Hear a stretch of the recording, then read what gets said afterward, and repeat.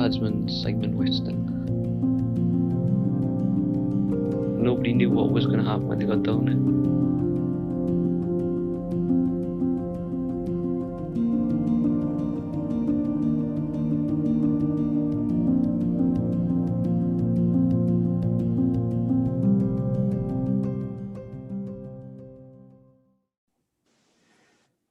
Simon, how are you, brother?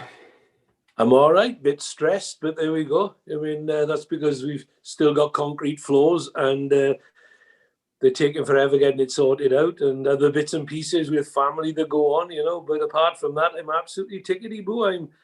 Life couldn't be better. I've so many new projects just waiting in abeyance because this damn virus is making everything happen so slow. But, you know, it is what it is.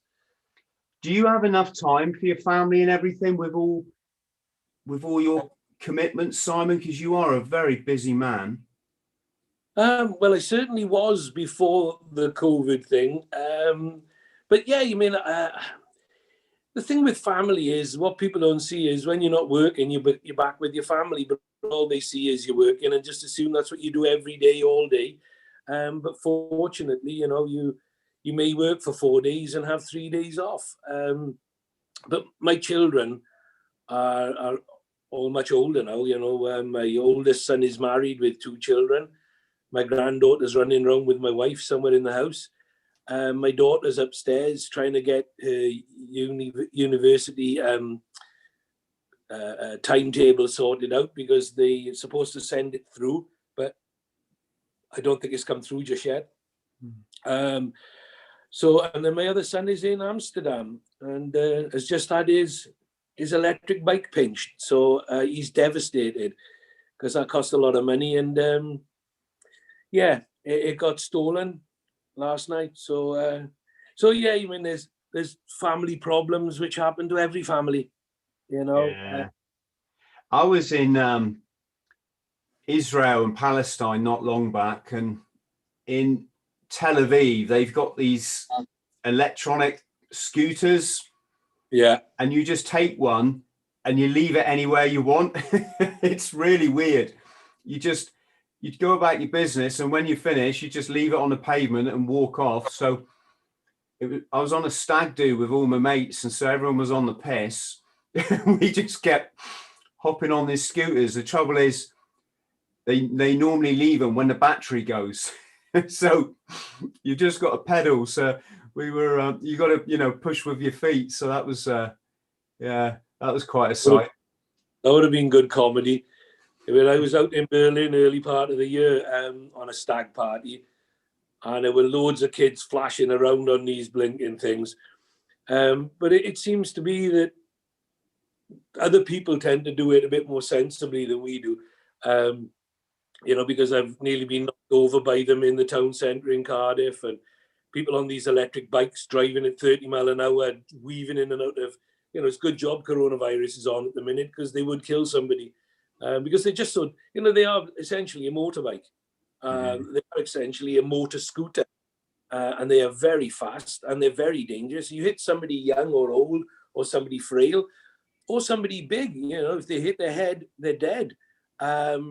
But there doesn't seem to be any legislation, or certainly not enough legislation around it. But I see them down the road in Cardiff, and they're on the road, and there'll be a father, and he'll have 2 children on the scooter with him, or a mother with 2 small children on the scooter or the electric bike.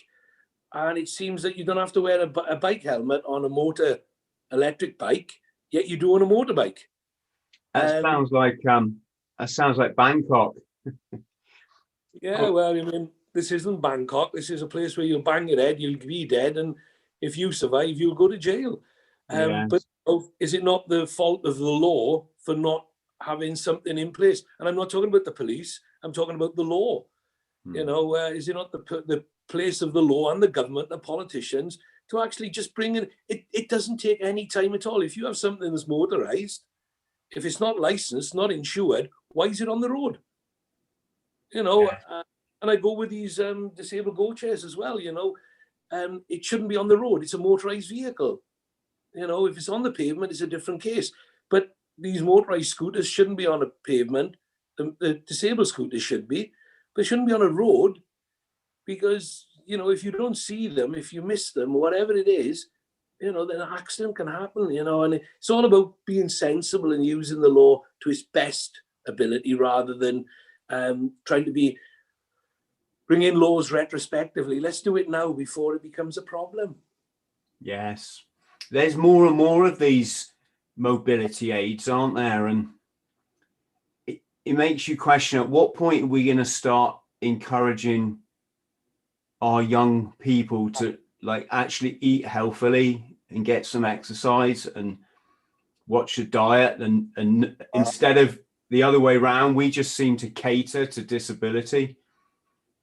Yeah, I mean, I suppose, you know, the weird thing is when you can go and buy 1,500 calories in a burger and fries and a large milkshake, and you can get about 1,500 calories, which is roughly what the average person's daily intake, if you're not that active, should be. If you can get that for £7, and yet to have 1,500 calories spread out through the day in good meals and everything else will cost you £15 or £25. It's disproportionate, and something ought to be done about that side of things, because there's only one way to lose weight, and that's calorie deficit. But if your calorie deficit comes at a greater cost than your heavy intake, then where are people going to go? Because people live on budgets. People live on limited budgets. People don't have the resources that some people make sound so easy. You know, I know you can eat healthily for relatively small amounts, but £15 or £20, as we saw Marcus Rashford going on about, is a huge amount of money for some families if there's a lot of children in it. So all of a sudden you're talking about £100 a day for 4 children and 2 adults in a house. And that's just living on a meager, you know, a meager meal basis. So if you can feed them more cheaply, but it's heavily calorific, then you're going to have people putting on weight. And it becomes an irrespective then if it's to do with exercise, because not everybody can go to a gym. Not everybody can afford a gym, because a gym costs money. If you can't afford to eat properly, how can you access a gym? And if the weather conditions are awful, you can't expect a 10-year-old to go out in the pouring rain, and all these old people go, we used to go out with a bottle of water and a packet of bread and butter sandwiches, and we used to go out in the rain in all weathers. Times are different. Times are different. And ultimately, no, you didn't. No, you blinking didn't. When it was pouring with rain like that, you stayed indoors. You know, it's a nonsense. But we've more people on the planet than we've ever had. And largely, you know, that's all helped by medication, medicine, big pharma companies, as we're seeing now, really. You know, somebody came up with a statistic the other day that there are more people on the planet than have ever died. So, you know, 8 or 9 billion people on the planet, whatever it is, and we haven't had 8 or 9 billion people die in the whole history of mankind, apparently. How they worked that one out, I have no idea. Did they get the name and address of a couple of cavemen that they knew about? You know, and the Neanderthal and whatever it is that Neanderthal, or somebody told me off for calling Neanderthal because it was TH. It's Neanderthal apparently. But anyway, you're not going to upset many of them, mate. Unless you got a spade. I'm almost certain we've upset somebody because somebody's decided to mishear what I've said about motorised scooters and things like that. And I'm almost certain because there should be T-shirts going around saying, and what are we going to be upset by today? What's going to upset us and cause us grief? What are we going to be annoyed at today? There should be, you know, because it seems like everybody is so angry and everybody wants to be annoyed at something for no good reason. And their anger is so misplaced and misdirected. You know, it's like, for goodness sake, people, give us a constructive idea about something that you're angry about, rather than just being angry. You know, I don't know, you know, people just getting so angry and not knowing the full details and the full ramifications of what they're up to. You know, gluing your hand to a tube train, stopping somebody going to work who maybe getting paid daily wages and relies on that wage to feed their family. You know, no concern for that because they're doing the great altruistic thing, they're saving the planet. Yeah, well, I mean, the only people who are going to save planets are governments. You know, we can all campaign, we can all do our bit by not throwing away plastic and not buying plastic if we can avoid it, you know, which is very difficult in this modern world. You know, we can all do our bit by doing as much as we can in your home and when you're out and about. But in the end, as we've seen, they've banned straws, they've banned cotton buds, they've banned other plastic one-off use items that should never have even been brought in. So if they can do it, they can do it. You know, they just have to do it. You know, it's like, you know, you were talking about diets and people getting fitter and healthier. Sugar, you know, sugar is a great treat, is a fabulous treat, but that's what it should be, a treat. And we need to stop having it in so much food. But the same as palm oil. You know, why have we got so much palm oil in every food? People say because it makes it last longer on the shelf. Well, perhaps if people ate more fresh food, you know, then maybe the palm oil wouldn't be necessary, because the palm oil is destroying forestation because it grows quickly. And, you know, it goes against everything that the natural ecosystem requires. So, you know, there's loads of things that people can do. Just do it. You know, governments, do it. Don't talk about it now. We know Mr. Attenborough, Greta Thunberg, you know, like her or loathe her. I mean, there's some people really dislike a young woman for saying her mind and being right. I don't understand why people dislike that young lady for being right. You know, if she was wrong and stupid, then fine, but she's not. She's a very bright young woman who was not stupid. But conspiracy theorists, you know, I had somebody come on the phone, or had an email sent to me from a friend who was about this woman who's going on about how it's all a conspiracy theory. COVID is a conspiracy theory. In this country, go and talk to 42,000 families who've lost somebody due to COVID. You know, old people die. That was the one statement this woman made. Oh, yeah, they do die. But do they need to die so suddenly and so quickly? You know, and it's true what part of what she said, you know, people are going to die because of COVID, not from COVID.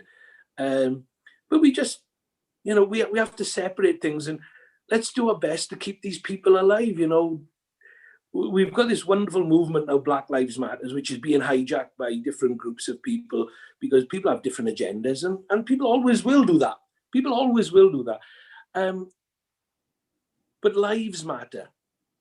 Very important to remember, you know, yes, we have to remember that people have been victimized because of birth and color of skin and just their indigenous history. But at the end of the day, you know, lives matter. People matter. And COVID is no respecter of race, sex, generation. You know, we've had children die of it. Not many, thankfully, but we've had children die of it. And we've had all manner of different people. And they say that it's down to poverty and everything else. Well, it's not. It's a load of nonsense, because the middle class and the affluent have died from it as well.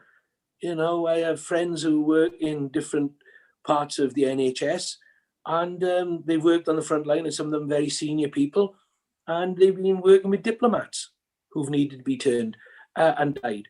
So, you know, I just wish people would focus more rather than just being angry, looking for somebody to blame. That's all it seems to be.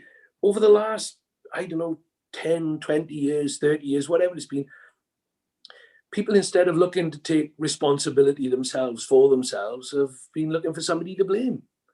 And it just seems to be that people get angry and they go, right, that person's to blame. This politician, that person, this commentator. And at the end of the day, you know, nobody's doing things deliberately. You know, people are getting things right and people are getting things wrong. When the general public are getting as many things wrong as the scientists and the doctors and the politicians, because the second they relieve and let people go about normal day-to-day thing, people seem to take that as we can have the big raging party and have 200-300 people turn up in a university, and these are our future leaders. Oh my God, that scares me. You know, these are the future captains of industry. They go to university to be educated to become these very senior people, and then all of a sudden you have 200 or 300 of them in a crowded bar, acting like goats, and And then when there's a big massive breakout, they look for somebody to blame. So I don't know. It's just one of those things. I firmly believe I can only do what I can do.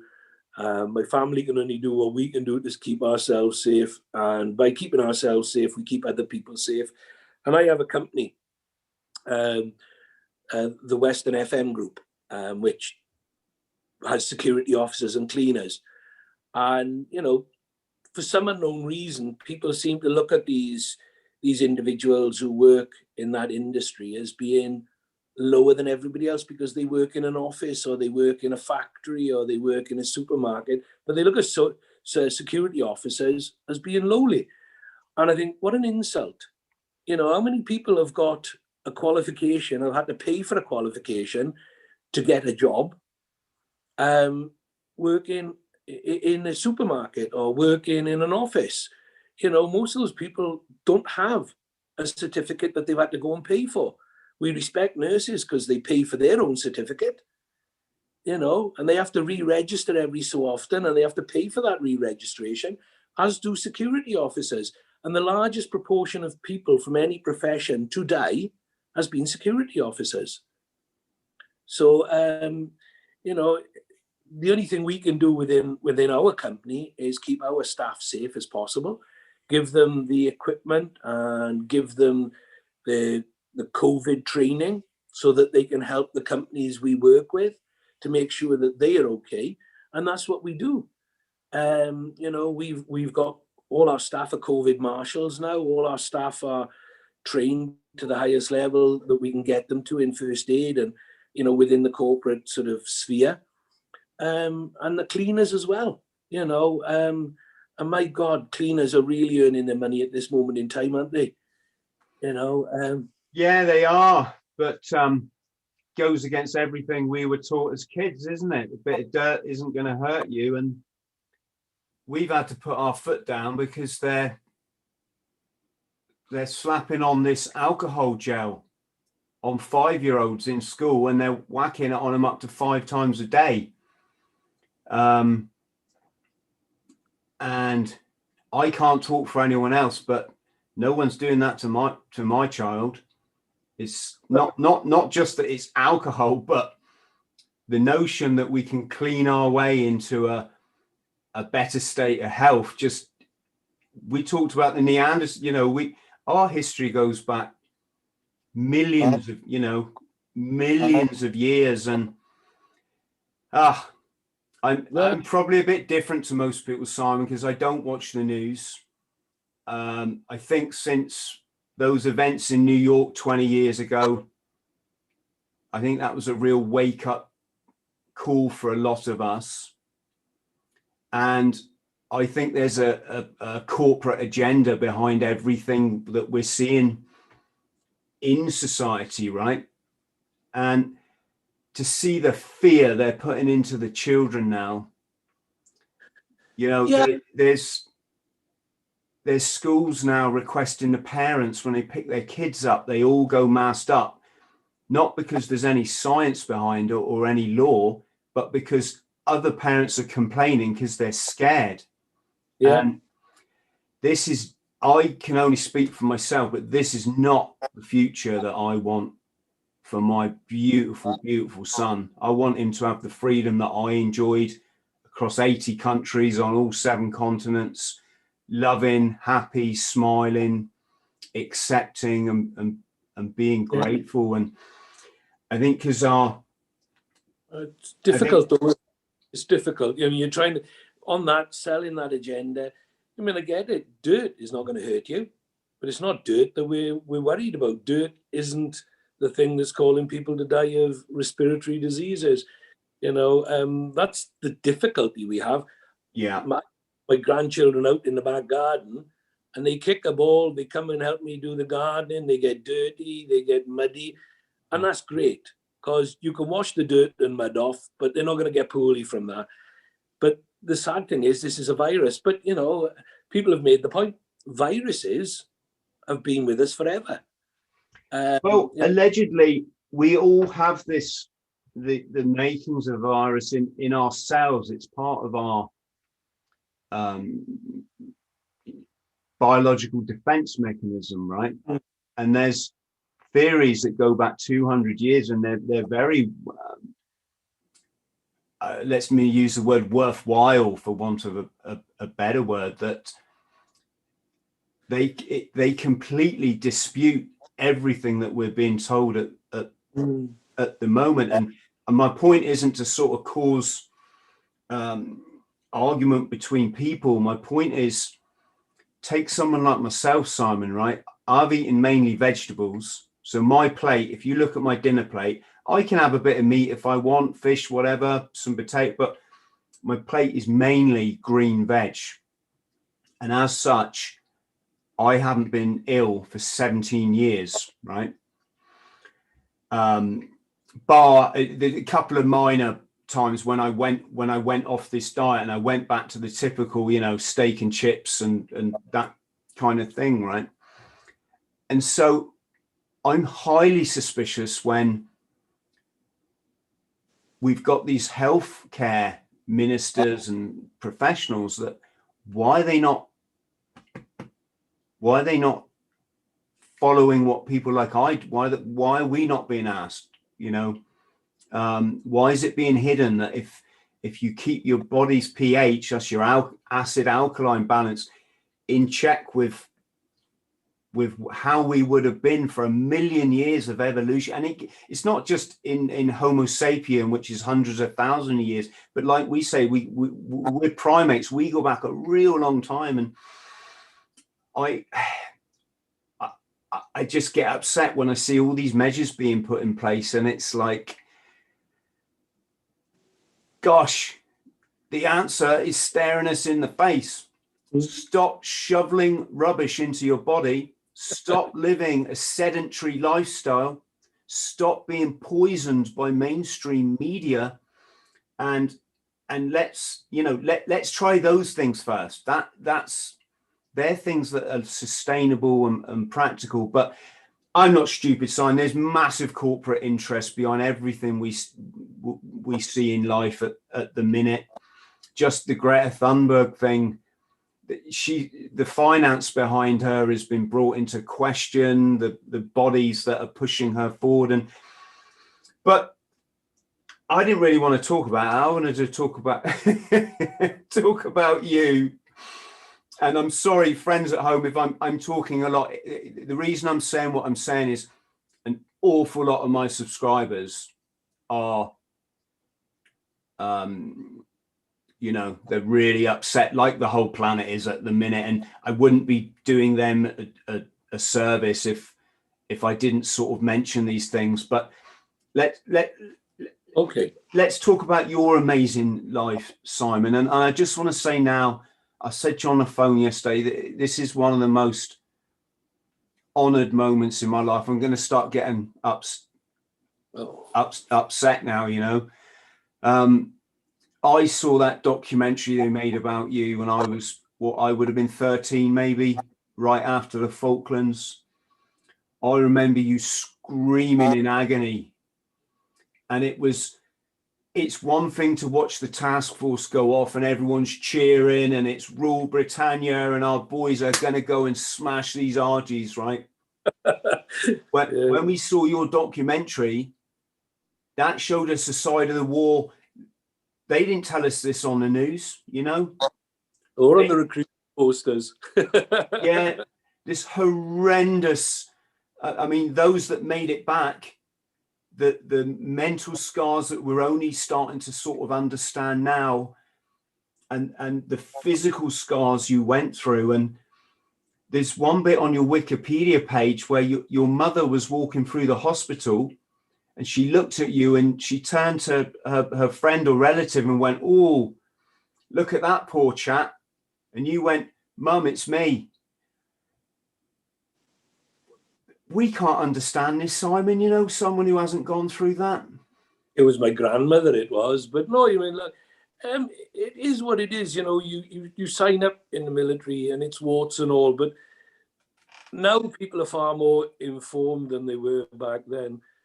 But you know, just to clarify the conversation we had yesterday, I did say to you that I don't really enjoy talking too much about myself because I'm the most boring topic I know. But to other people, I get it. It's a curiosity factor. But yeah, I mean, look, war by nature, you know, the clue's in the title. You know, you've only got to look at the four horsemen of the apocalypse. One of them is war, pestilence, famine. You know, we look at the four horsemen of the apocalypse. It tells you everything. But war is one of them, and that will lead to death. It will lead to huge privations for somebody at some point. Fortunately, in the Falklands, it led to a huge turnaround in their fortunes financially, because the islands became much more affluent. People, there's no unemployment unless you physically can't work or don't want to work. Most people have 2 or 3 jobs. You know, there are a lot of people that are millionaires down there now through many different things, but largely through fishing and agriculture. So, you know, it paid off for them. And a lot of people will try to politicize things. I don't care what they say. I don't care about the politics. Ultimately, there were 2,000 people that needed to be liberated, 2,000 people who had the right to self-determination. They had the right to democracy. No one had the right to take that away from them. And as a dependent territory, we could have done what some wanted to do, which was to do nothing and write nasty letters. You know, it's a bit like the American police shout, "Stop, stop or I'll shoot." Our police shout, "Stop or I'll shout stop again." And that really gets people to stop doing what they're doing, doesn't it? Telling people to stop or I'll tell you to do stop again. We had to go and do something. And there were 37,000 people that were involved in the task force. And there was always going to be some calamity, some disaster. Unfortunately, I was a part of that disaster. Fortunately, I lived through it. Tragically, I went through so much pain and anguish. And I was talking to my mother just yesterday, and she was telling me I was whinging one day. They were having a little bit of a shindig downstairs, and I was whinging. She came halfway up the stairs, looked in my bedroom. She said, "If you don't shut up," she said, "I'm going to come in and I'm going to wipe that new nose of yours all over your face." And she said, all I could do was laugh.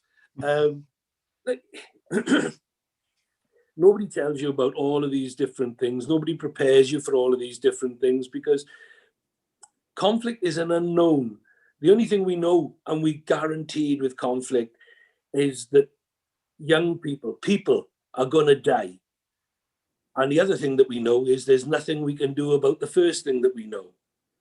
So all we can do then is do our best to minimize the impact later on when we get the injured casualties home, when we get the damaged mines back home, and minimize the impact they have on families and the broader community. Because sadly and tragically, some of these guys and the girls have had impacts on their family that nobody knew way back when. Now we do know, but they also have an impact on the wider community. And we have to do something to protect everybody, including the person who's been to conflict. So we need to protect everybody, and we have the tools, we have the knowledge. And as we've seen through the pandemic, which seems like we've got an unlimited amount of money that we can borrow. But what that does do, it beggars the point as to why do we need so many charities to take care of veterans and their families when we could have accessed the money at any one point? You know, it's a point to raise. But I strongly believe that when it comes to mental health, and this goes right across the board, it's the biggest single illness on the planet, mental health. You know, you've only got to look at what's going on in the Middle East with the civil disputes, the ISIS and all of those. And anybody that buys into ISIS doctrine, you know, you see in Africa, we have all of those guys there and what they've done, kidnapping all them girls from a school, basically because they became breeding women. That's what they were for, because they knew they couldn't guarantee to recruit, so that they had to create their own recruits for the future. So, you know, these are all the things. that we need to try and address. There's so much that can be done and could be done, but unfortunately, as you alluded to earlier, if it doesn't suit financial houses, and ultimately all this stops with the banks, the financial houses, they control everything. They control the world. They control how we live. Somebody said a long time ago that what they wanted to do was to microchip everybody so that they could restrict how much access they had to their own funds, because that way then they could control how people lived. It would stop one thing, but it would never stop the very, very wealthy getting very, very wealthier. Yeah. So it's about greed. How much is enough? We see the guy that owns Amazon. Good luck to him. He's worked hard. He's been very fortunate. His business really did work. But he's worth however many hundreds of billions.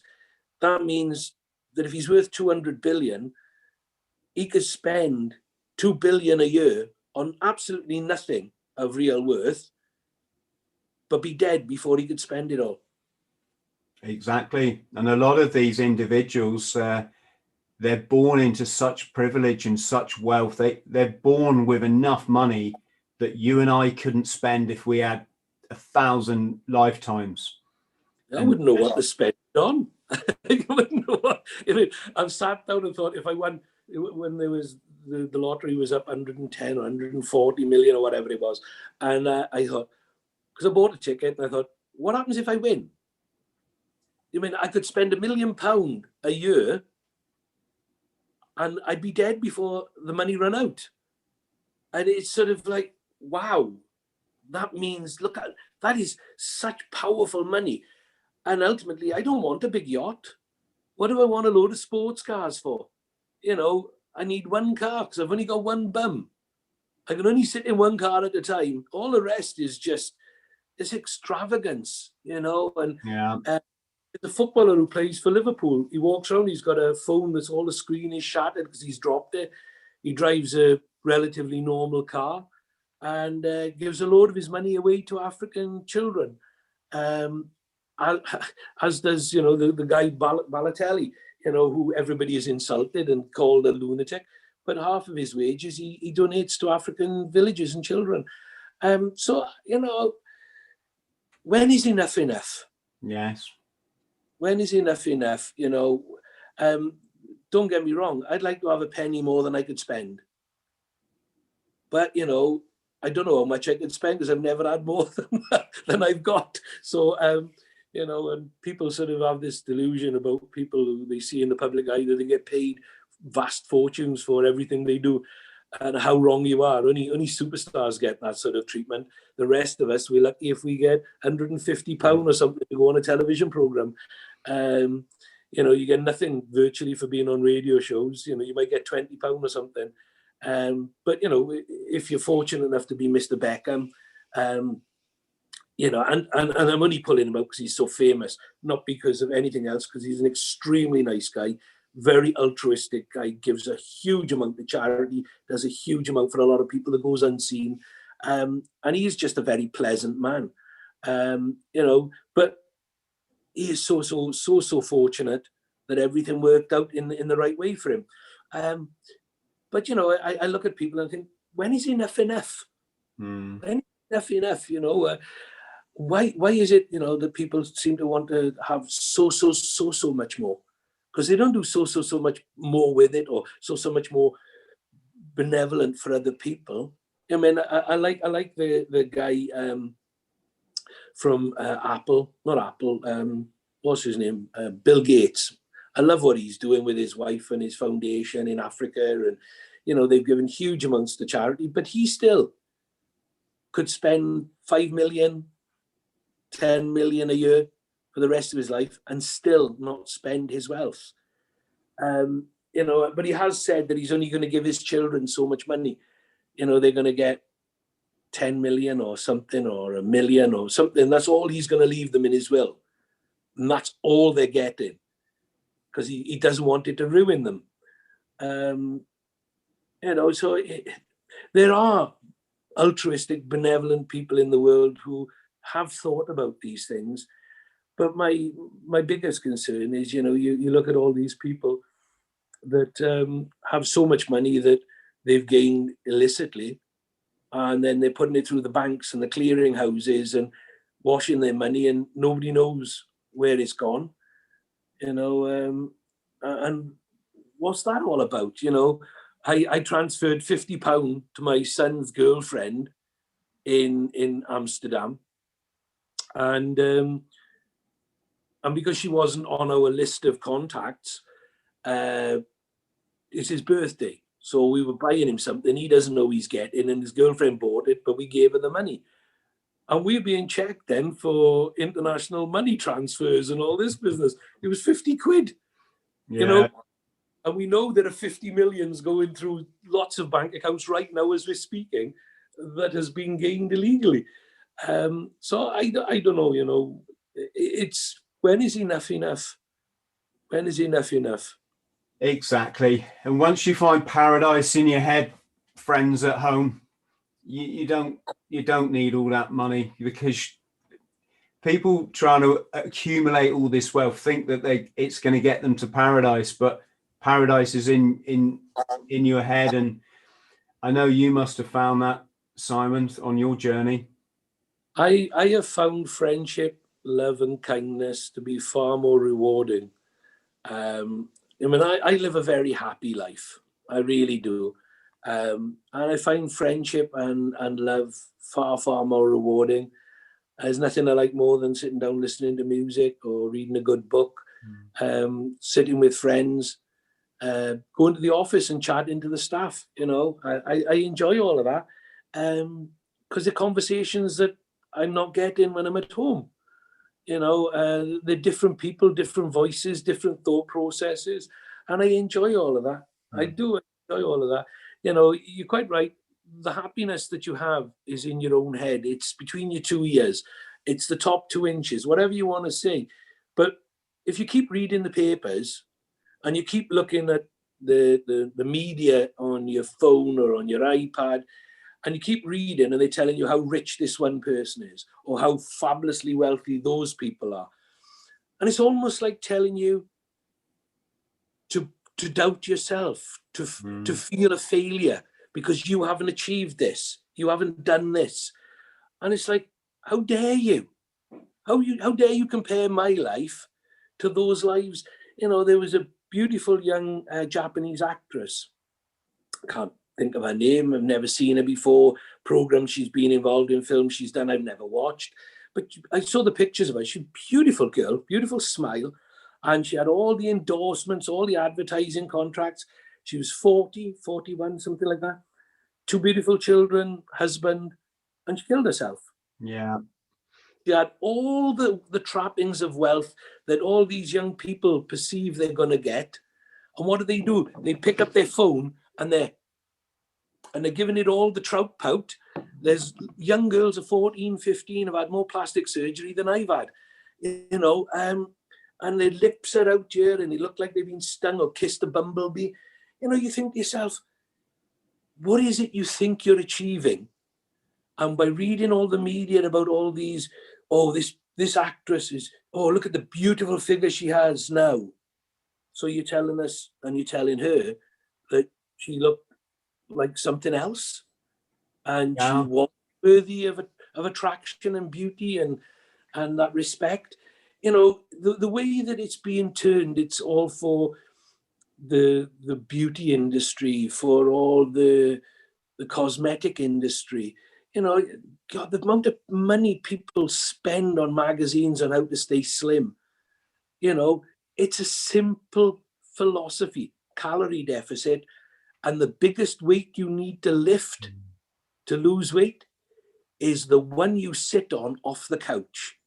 That's the biggest weight you need to lift. Lift your bum off the couch and go and do some sweating. And only by walking. If you walk 3 or 4 miles a day, I'm not talking about excessive walking. I'm not talking about speed walking, although I do a little bit of walking and try to get a bit of a faster walk pace on than I would normally. But at the end of the day, you can lose so much weight by moderating your intake and moving your derriere off the couch. Lift your bum. Once you get up and start, it becomes easy then. But the hardest thing is to get up and start, you know. But it's like so many things. I mean, I enjoy my life. I enjoy going out and meeting people. I do a lot of the motivational speaking, been doing it for years, go to the corporate events, and I love meeting people. I love people that come up to you afterwards and say, do you know, I've had self-doubt about this, that, or the other, and people have talked about their appearance, and I've talked to people about not liking who they are, but really you should like who you are. Like who you are. You know, you may not like certain aspects of your life, but that doesn't matter. Like who you are. If you don't like you, you could end up in a relationship where the partner you choose, that partner doesn't really like you that much. Then there's two of you in the same relationship that don't like you.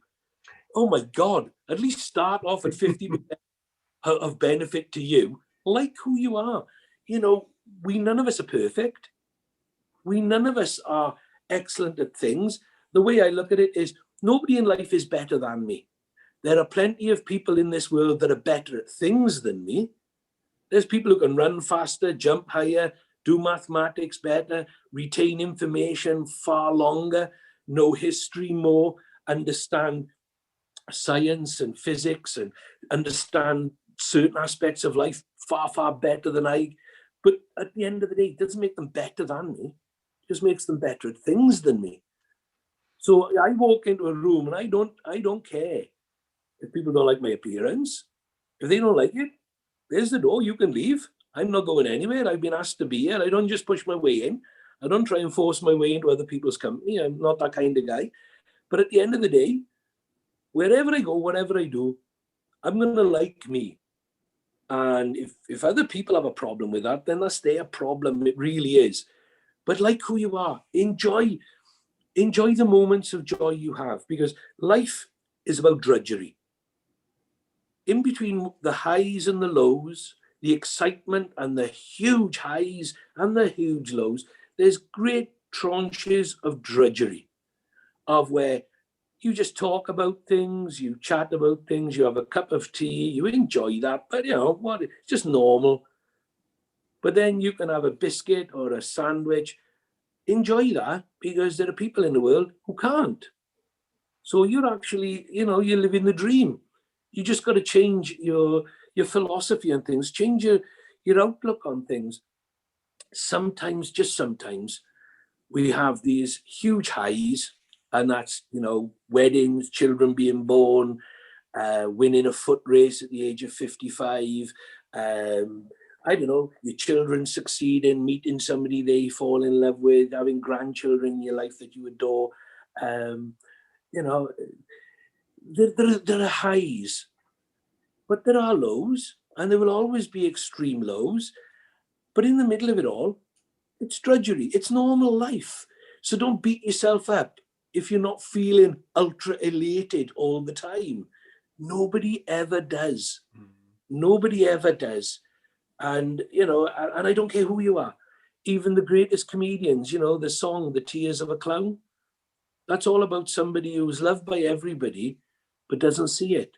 Who's everybody expects to be funny and wise and witty all the time. But they go home and they cry. They're sad.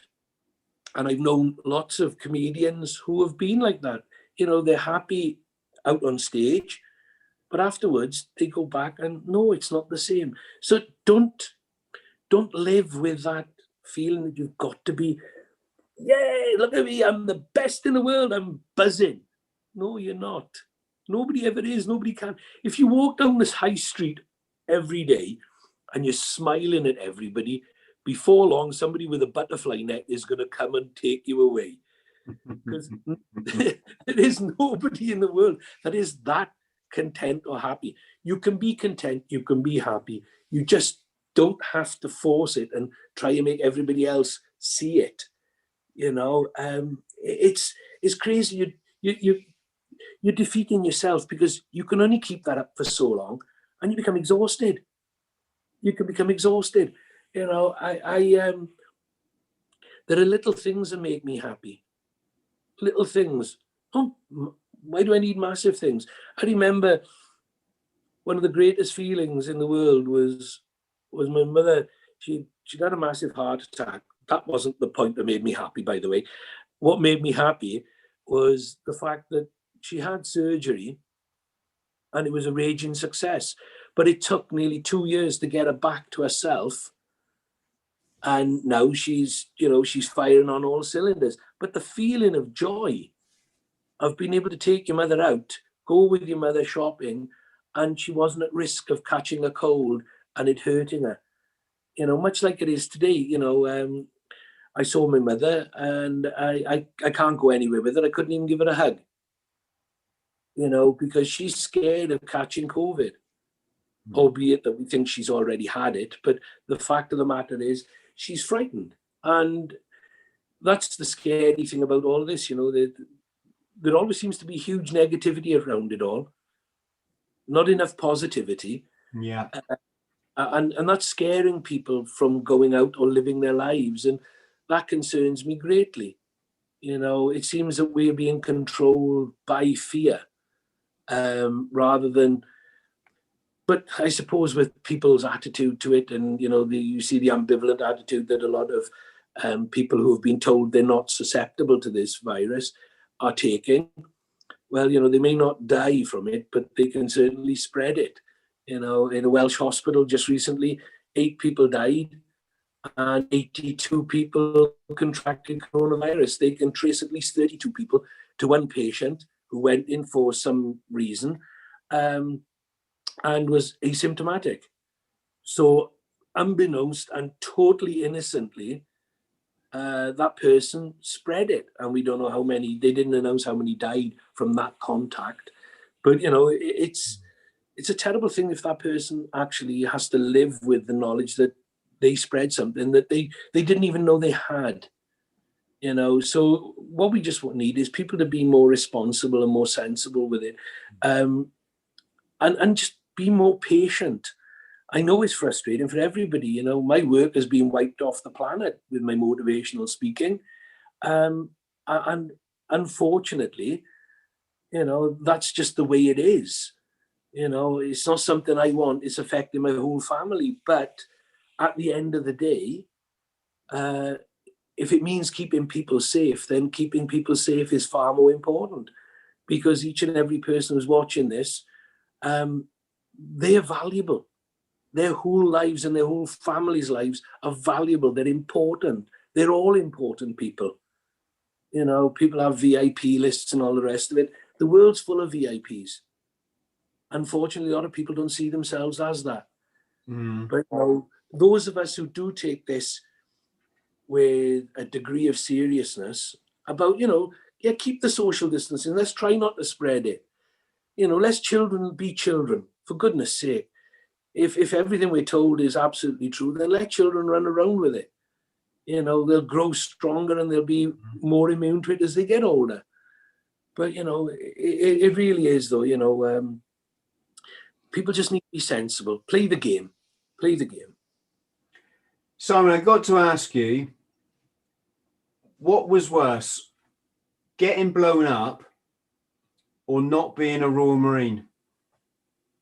How do they say it? Hit the beach, Marine. Naughty, naughty beach. They normally say, what instrument do you play, Royal? Yeah. Well, they all seem to stay in for ever, don't they? Marine bandsmen. They all seem to do 500-year careers. I tell you what, getting injured was not good. Really wasn't. Losing 48 friends and colleagues, that was horrendous, and lives with me to this day. But in a weird sort of way, I take solace from that, because whenever my day is feeling pretty ropey or crap, I look around and I think there are 48 men on board my ship that would love to have my problems. Yes. And, there are 48 families out there would love to have that person with my problems. So there's an extended bunch of people who would love to have those problems. So it's small comfort, but it is comfort all the same. but I miss those guys, and I miss one or two very, very much. And the weird thing about it all is that it wasn't the worst thing that ever happened to me. It wasn't the worst thing that ever happened in my life, because the worst thing was losing my father and my grandfather within 5 days. That was horrendous.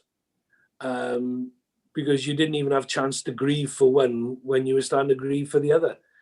And they were two men I loved dearly.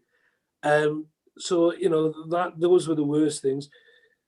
We've already talked about mental health. Nothing was done for us mentally, you know, and it was for me to find a way through it myself and with other people that were in my world. And I suppose I've been very fortunate, because I'm so positive about most things, that positive people come towards me. You know, it's true what they say, you know, if you put a bunch of Marines in the room and nobody knew they were all Marines, and there was a million other people, those Marines would all find each other, because a like mind will find a like mind.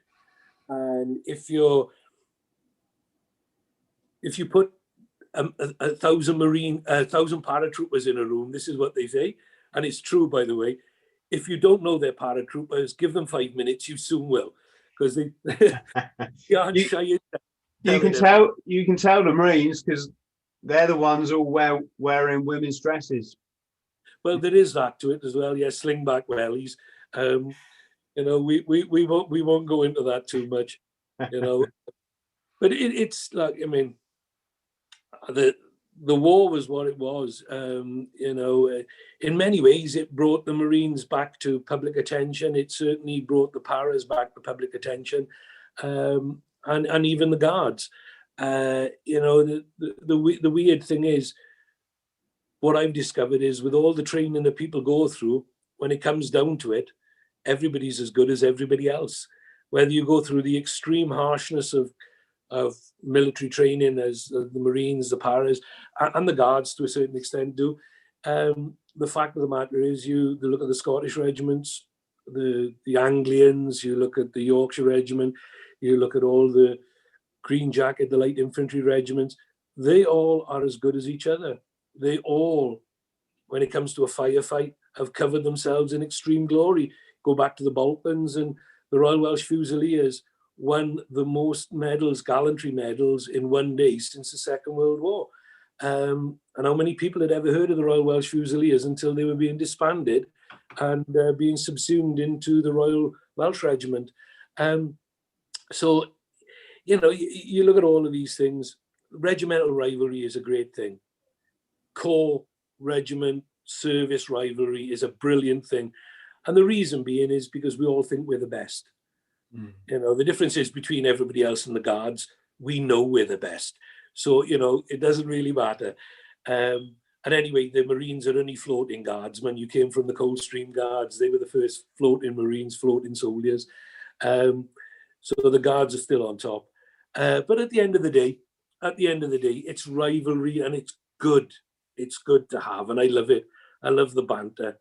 You know, I love the healthy insults, because we only insult each other because we respect each other. But, you know, we're not the sort of breed that go around putting our arm around each other's shoulder going, God, you're a great bunch of boys. What a great regiment. That never happens. And even inside regiments, you never go, oh, what a great platoon you lot are. What a great company you lot are. The first thing you do is insult everybody to death, because it's a term of endearment within the military. Yeah. You know, if you didn't respect them, you wouldn't even talk about them. You wouldn't even acknowledge their existence, because that's the way we are. But there's a huge amount of admiration for all different branches of the forces, because they all have unique traits, they all have unique abilities. But the biggest thing they have is that esprit de corps and professionalism. You know, they all care about each other within that unit, and their professionalism is second to none across the globe. And one of the things, I was talking to some people who ended up working with people from the Eastern Bloc, and they were all working around nuclear facilities, and they were all doing quite a tricky job politically. And the one thing the Eastern Bloc countries all said, the soldiers that were working there, they said, we love working with the British. And the reason they love working with the British more than anybody else is because the British were fair. They were fair and they were open, and they were never trying to supplant anything. They were never trying to beat people or to undermine them. They just wanted to get the job done, and they wanted it done properly. And that's what other countries feel about the British, is that when it comes to working with them, they like them because they're fair and they work hard, they're honest, but they're professional as well. And there's a huge amount of decency. I get quite upset when you listen to some very, I don't know, right-on groups, and they go on about British service people, about this, that, and the other, and the fact that, you know, innocents can get hurt. They never ever talk about the humanitarian work that British service people do. They never talk about the vast amount of efforts they've put into saving life. They all want to cherry pick what the arguments are, instead of looking at service people and saying, you know, damn, there's some fine people in there. There's some wonderful people. The medical people, bar none, right the way across the spectrum, from the Navy, Army, Air Force, they are incredible people. And they're selfless and courageous. You know, you look at that young girl who got the military cross for saving soldiers in the field, and she was a young Navy medic. She was only about 18, 19, 20. She's only a young woman. Unbelievably brave, professional, dedicated, and saved lives, and got awarded correctly. You know, and I don't see any of that being told. I don't see any of that being talked about. You know, down in the Falklands, there was one padre who leapt from trench to trench, or armed with nothing but a book and a faith. That's all he did. And he was jumping to see the guys, helping medically, doing what he could do, but he never picked up a gun. You know, nobody ever talks about that aspect of people that wear a uniform and the humanity that's there. You know, the fact that we cry. You know, the people seem surprised to find out soldiers break down in floods of tears when they hear terrible, sad stories. There was a friend of mine who died recently, far too early, and he they had the funeral, and it was at this hotel, and they were big men. You know, I'm being guards. I mean, I'm 5'10". I was in the smallest company, the shortest men in my battalion. So I'm 5'10", and I'm looking around, and there's guys 6'4", 6'5", 6'3", big heavy men, crying like babies. You know, that's the bit that people don't see. That's the bit that people don't know about us. We're just human beings. We choose a career. We don't choose the conflict. That's chosen for us. And we go and we do these things, and we do it with a strong heart, a stout heart. But we try to save lives as much as we end up having to do the worst part of the job, which is to take life. But you take life in support of others and trying to save your own and your comrades' lives, because the enemy don't care. The enemy are just doing what they do. And all we are trying to do is stop them from perpetrating evil. But, you know, people want to take a different slant on that. But there will always be those people. But they will never denigrate the memories of the people that I served with, the people that I've met who did so many incredible things across many different theatres of conflict. They will never ruin their memory or sully it or make us feel that we are lesser. You know, just because people want to wear a white poppy, that's entirely up to them. They're allowed to do it because of the democracy that we and people like us defended. The right to be able to make your own self-determination. We defended that. You know, there's no pen, no amount of paper, no amount of ink that's ever protected any of that. It was down to people going, risking their lives and paying the ultimate sacrifice. And you will never denigrate the memory of those incredible people that I served with. And I'm proud to have done that. You know, I didn't want to be injured, but like I said, it wasn't the worst thing that ever happened to me, because it allowed me to talk to people like you, to make my points of view known and clear. And if anybody doubts what I mean, please contact me again so I can make it even more clear to you. But I don't think that I've been ambiguous about my statements, about how I feel about the people that I served with and my respect for those who still serve.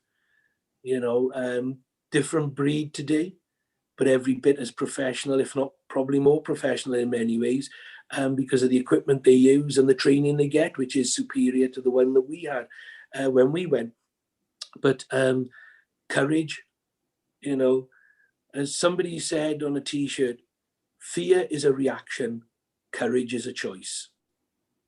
And when you have that in your heart and your mind, and you understand that that's what you exuded when you did what you did, then you know the truth. Because, yeah, how many people, Marines, how many high wires have you guys done and done without being scared? But you still did it, because that's called courage. Fear is a reaction. There's no way in the world you'll get me sliding down a big high wire on my face, 1 foot anchored over a rope, holding onto it and sliding down it to the bottom with no real safety net at all. There's no way in the world you'd get me doing that. And that's not out of fear. That's not out of courage. That's out of common sense. There's no way. But how many guys, you probably did it. You know, that's courage. It's overcoming your fear and doing it anyway. And that's what courage is. Firemen show it, police officers show it, ambulance service personnel, fire personnel, the lifeboat people, Coast Guard, the nursing staff in hospital, they're all terrified of this blinking virus, yet they still do their job. Doctors, you know, courage is there amongst so many people. You know, let's look at it sensibly. The general public, there are more heroes there. They've just never been tested to find it. Yes. You know, you look at the Second World War, the First World War, the people who won the Second World War or saw it through to the bitter end, and it's called a victory. But at the end of the day, when we go to conflict, everybody loses. But at the end of the day, when they went to those conflicts, the people who saw it through to the bitter end, very few of them were the regulars. Most of them were the conscripts, because the regulars had all died in the first year or two of the fighting, because they were the first line.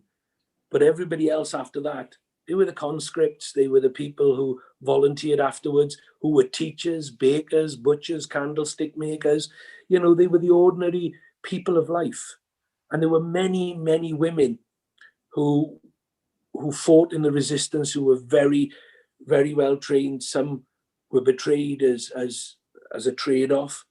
But, you know, these women who fought in the resistance, who did incredible things, and we never talk about them anywhere near enough. I think, Simon, the resistance was the level of courage that they had to display, or they had to own, is way above the rest, because every day that they were alive, they had that fear that someone might have fingered them, that the Gestapo would have come and grabbed them, and they would have been tortured to death then.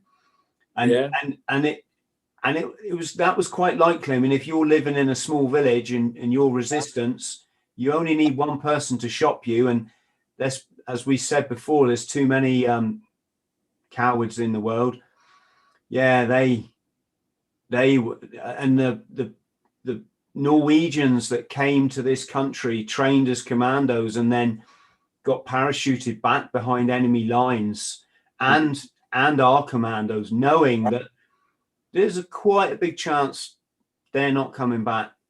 And if they're caught as a commando, instant death penalty, or after you've been tortured, then it's the death penalty. It's a level of courage, isn't it, that I think a lot of people in today couldn't really, they have no reference points with which to understand that. I suppose it's called a priority of importance, isn't it? You know, how important do you put on, and what sort of importance do you put on peace? What sort of importance do you put on people's lives? What sort of importance do you put on freedom? And I talked about it, the right to self-determination, democracy. You know, the terms that people talk about now, and they say that we aren't getting them in this country for one reason or another. People have no idea what they're really talking about. Because on a scale of what was taken away during the Second World War, or in places like Vietnam and in Korea, where, you know, one belief or one system was trying to impose itself on others. You know, you look at all of those things and you think to yourself, the importance and the understanding of what we've got now, where you can register your complaint continuously, whereas people were put to death for complaining, you know, and you're quite right. Those resistance people that worked in all manner, and even in the Falklands, you know, we had resistance workers down there as well. When you have them and they go to bed at night and you don't know whether you're going to be woken up with a jackboot in your face and dragged away, tortured beyond all possible belief by the Nazis and the Gestapo. You know, you talk about names like Claudette, who was treated abysmally. There's an incredible film, but there's several women that were talked about, and I met one of them, and she said to me, and this was at the Imperial War Museum, and she stood there and she said, "Oh, what a wonderful thing to meet you, and you're so brave, and you know, you're what this, that, and the other." And I was almost in tears, not because I'm over humble, but I felt so embarrassed talking to this woman who had done so much and been brutalized. But she did say something to me. I said, "How did you cope?" And she said, whilst they were doing what they were doing to me, and they were doing it every day, you know, whether it be the torture or the physical abuse, and we won't go into all the different things that you can do to dehumanize people. But anyway, she said, when they were doing it, all I thought about, or the only pictures in my mind, were of my 3 children. They couldn't take those pictures away. And she survived. And I will never forget that meeting that we had on the steps of the Imperial War Museum, and just meeting this unbelievable, a little woman in actual size, but in stature, a giant. And I listened to her, and then she's being so complimentary to me. And I'm looking at this woman and I thought, well, I got injured doing my job. You got tortured for doing your job. And people were deliberately hurting you.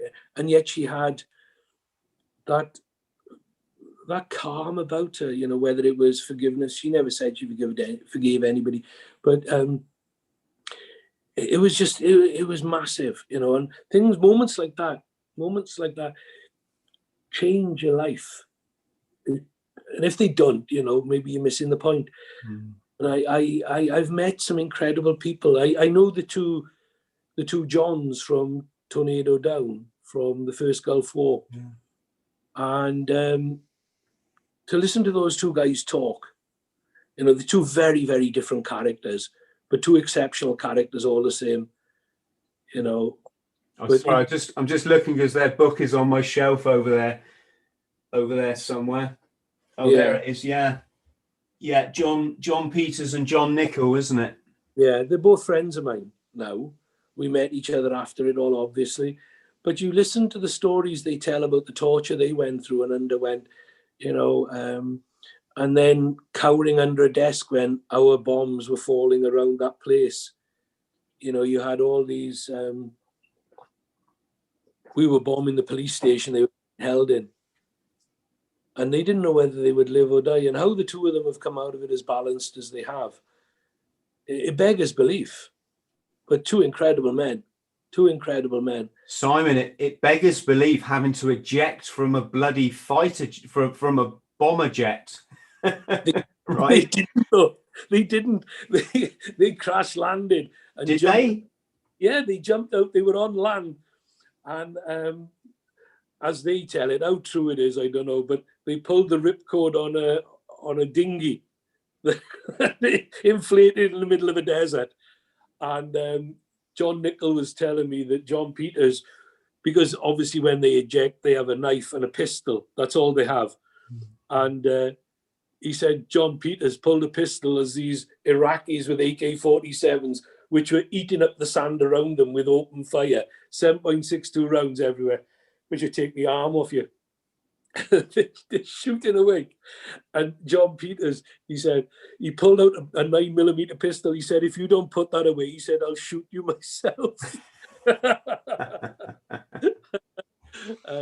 But they're very funny men, very, very funny men, and very articulate men, and a joy to be around as well. You know, if you ever get a chance to get them on this podcast, you ought to, because they are very... I'd love to. Again, this is part of my dream come true, Simon, to speak to you amazing people. And, you know, I read these books for a reason, because I'm passionate about life. I love people's stories, and you won't get me watching soap operas, put it that way. No, I don't watch Orange Housewives from some strange county, that's for sure. That means nothing to you. Probably never even seen the title. But anyway, all these women who've had, God alive, they look like caricatures of the Muppet Show, you know, with all these huge lips and overdone hairdos and this. Yes, it's a shame someone can't just get them young and tell them we're all born beautiful under Mother Nature. All of us. You don't need anyone watching. Our young people, you're beautiful as you are, and you got to learn to love yourself unconditionally and forgive yourself unconditionally, and move on and smile and get out there and smash it like this gentleman clearly has.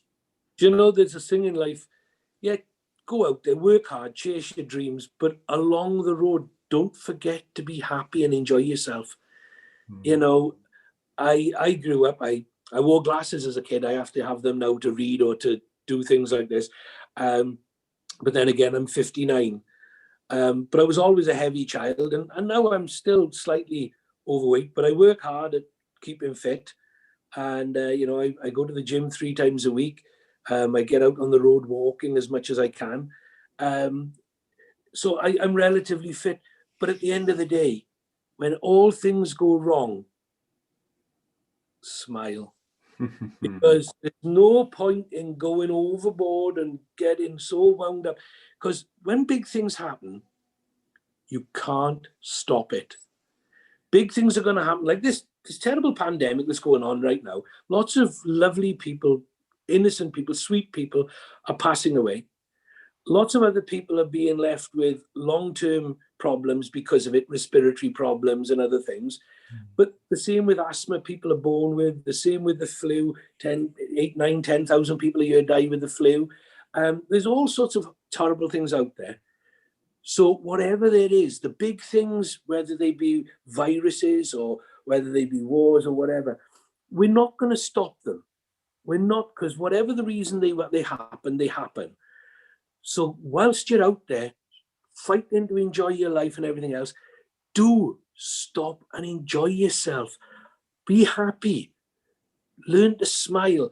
And don't take things too seriously. There are things to take seriously, of course there are. But the rest of it, don't take yourself too seriously. Don't get so caught up in things thinking, I'm responsible, I can change the world. If you're responsible for something, put your hand up and say, yeah, me too. I did. I got it wrong. Admit your failings, admit your faults. The quicker you do it, the quicker we move forward. Bearings Bank crashed because one man didn't put his hand up soon enough to admit his fault. And Yes. So lots of people lost their savings, lost their livelihoods, lost lots of things. And all one man had to do when he made a mistake, when he gambled too much in the stock market, if he'd have put his hand up and gone, hey, I've cocked it up. I know I'm going to lose my job, but hopefully I'll save everybody else by letting everybody know. But he didn't. He kept pressing on and wiped the whole bank off the face of the earth, which may be a good or a bad thing. I'm not sure. But at the end of the day, take ownership of your own problems and your mistakes, but also own your happiness. It's up to you to own it, to make it happen. You know, and if you can't just go out and be happy on your own, then find people who make you happy. Find people who are, don't buy into this bull dust about people who are head workers and try to make you think that they are the savior. and that they are the new messiah. Don't go looking for those ones. Go for the people who know how to enjoy themselves, who know how to work hard and play hard. And if anything that I learned from the military, if anything that was of any real use, that's it. Work hard, play hard, enjoy your friends. Because in the military we did.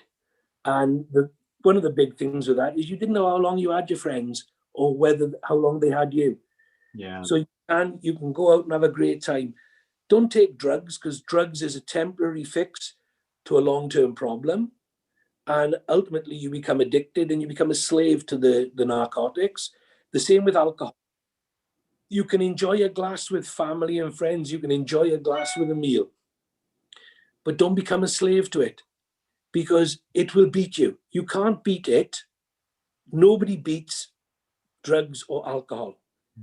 You can enjoy the alcohol. The only drugs you should ever take are the ones that are prescribed, because they're there to help you overcome whatever it is your body can't fight at the time. But other than that, be happy, enjoy yourself, make your own enjoyment. There's nothing I like more than when the sun comes out and it's beating down in my back garden, and I get out the paddling pool and I fill it up with air and water and I throw my grandchildren in. There's nothing more wonderful than the squeals of children and listening to them have a great time, and we have a barbecue and, family and friends. There's nothing I enjoy more. Nothing I enjoy more. And I can't find better scenery anywhere in the world than the scenery I can find in Wales. I don't have to get on a plane to do it. Oh, there's other scenery to enjoy, but there's none better. And you can go around Britain and enjoy it. So all this, we can't fly here, we can't fly there. Don't worry about it. Those places will still be there when planes and air companies are all back up and running and charging us fortunes to get somewhere. They'll still be there. But for the time being, enjoy your own country. Enjoy the people. Well, when you can, because with lockdowns and everything else, you can't travel around. But at least you will be able to. This is a wonderful, with wonderful people. And a stranger's only a friend you haven't met yet. If you go through life treating people like you want to be treated, okay, you're going to meet some jerks. Of course you are. But at the end of the day, the majority of people are lovely. And they are kind and they will try and help you. And I've come across that so much, and it's not because I've been in the public eye, because there's a huge amount of young people out there have never, ever heard my name, because time has moved on. It's 38 years since I got blown up and a lot of water under the bridge. But I can tell you now, give people a chance. Give people a chance. And if people let themselves down, then they've let themselves down. But don't let yourself down. Be kind. Be kind to as many people as you can, because that'll bear more good fruit than anything else. Kindness is never underappreciated. There's always somebody that'll remember a moment when you were kind to them. And especially in this current climate, I always say, just think of yourself. You're either a person who pushes someone towards suicide, or you're a person that pulls them away. And there's no middle ground. There's no like, hey, don't get me involved in this. In every relationship, that smile you give someone in the morning might just be the thing that makes their day, isn't it? It makes their day a bit easier. Oh, without a doubt, that's the thing I don't get about social media. It does a huge amount of good. It really does. I'm not one of these old fogies that says it's awful. It does an awful lot of good. It keeps people in touch. But what I don't understand is these people who get some sort of thrill, and maybe it's down to their lack of ability with the opposite sex or the people they want to impress, that they feel that they've got to be a bully to try and force some sort of pain on other people. People have tried it with me, but they'll wait till hell freezes over before they win that battle. I've been insulted by experts, and trust me, very few of them are experts. They're just idiots and fools. And sadly, we've seen far too many of them utilizing these incredible tools that we've been given to communicate and to do some good. You know, I honestly traveled America, South America. I've traveled all over the globe, met wonderful people, Europe, all parts of Europe, met wonderful, wonderful, kind people, generous to a fault. Even in the middle of the Balkans War, refugees who were in a camp, and they were giving me their last bottle of beer, and I was embarrassed to take it, but I was told by the people I was with, the UNHCR and all of those, they'll be more offended if you don't take it. Yeah. You know, and I found that really hard to grasp, but I understood it. Yeah, I understood it, and I've just loved going around the world, and even meeting people. I remember I was with a journalist. I'm trying to think of her name now, and she was incredible. And we stopped next to an old burnt out VW van on the way to Srebrenica. We were on the way, and we were taking aid, and we'd raised all this money, and we were taking this aid to these children in the mountain villages and everything else. And we stopped for a short while, and this woman got out of the car, and there was a young gypsy girl in this burnt out VW with a brand new baby. She took off a big overcoat and gave it to her. Now, they never saw each other again. How much difference did that act of kindness have? If it didn't make a big difference on the gypsy girl, and didn't make a big difference to my friend who was the journalist, it made a big difference to me. I saw an uncoerced moment of just unbridled kindness, and it was freezing, but she gave her coat to somebody else. And her son was with us at the time, and he was training to be a journalist, and it was just magnificent. What a gesture. And I witnessed so many different acts of kindness, you know, where people had done different things and helped different people.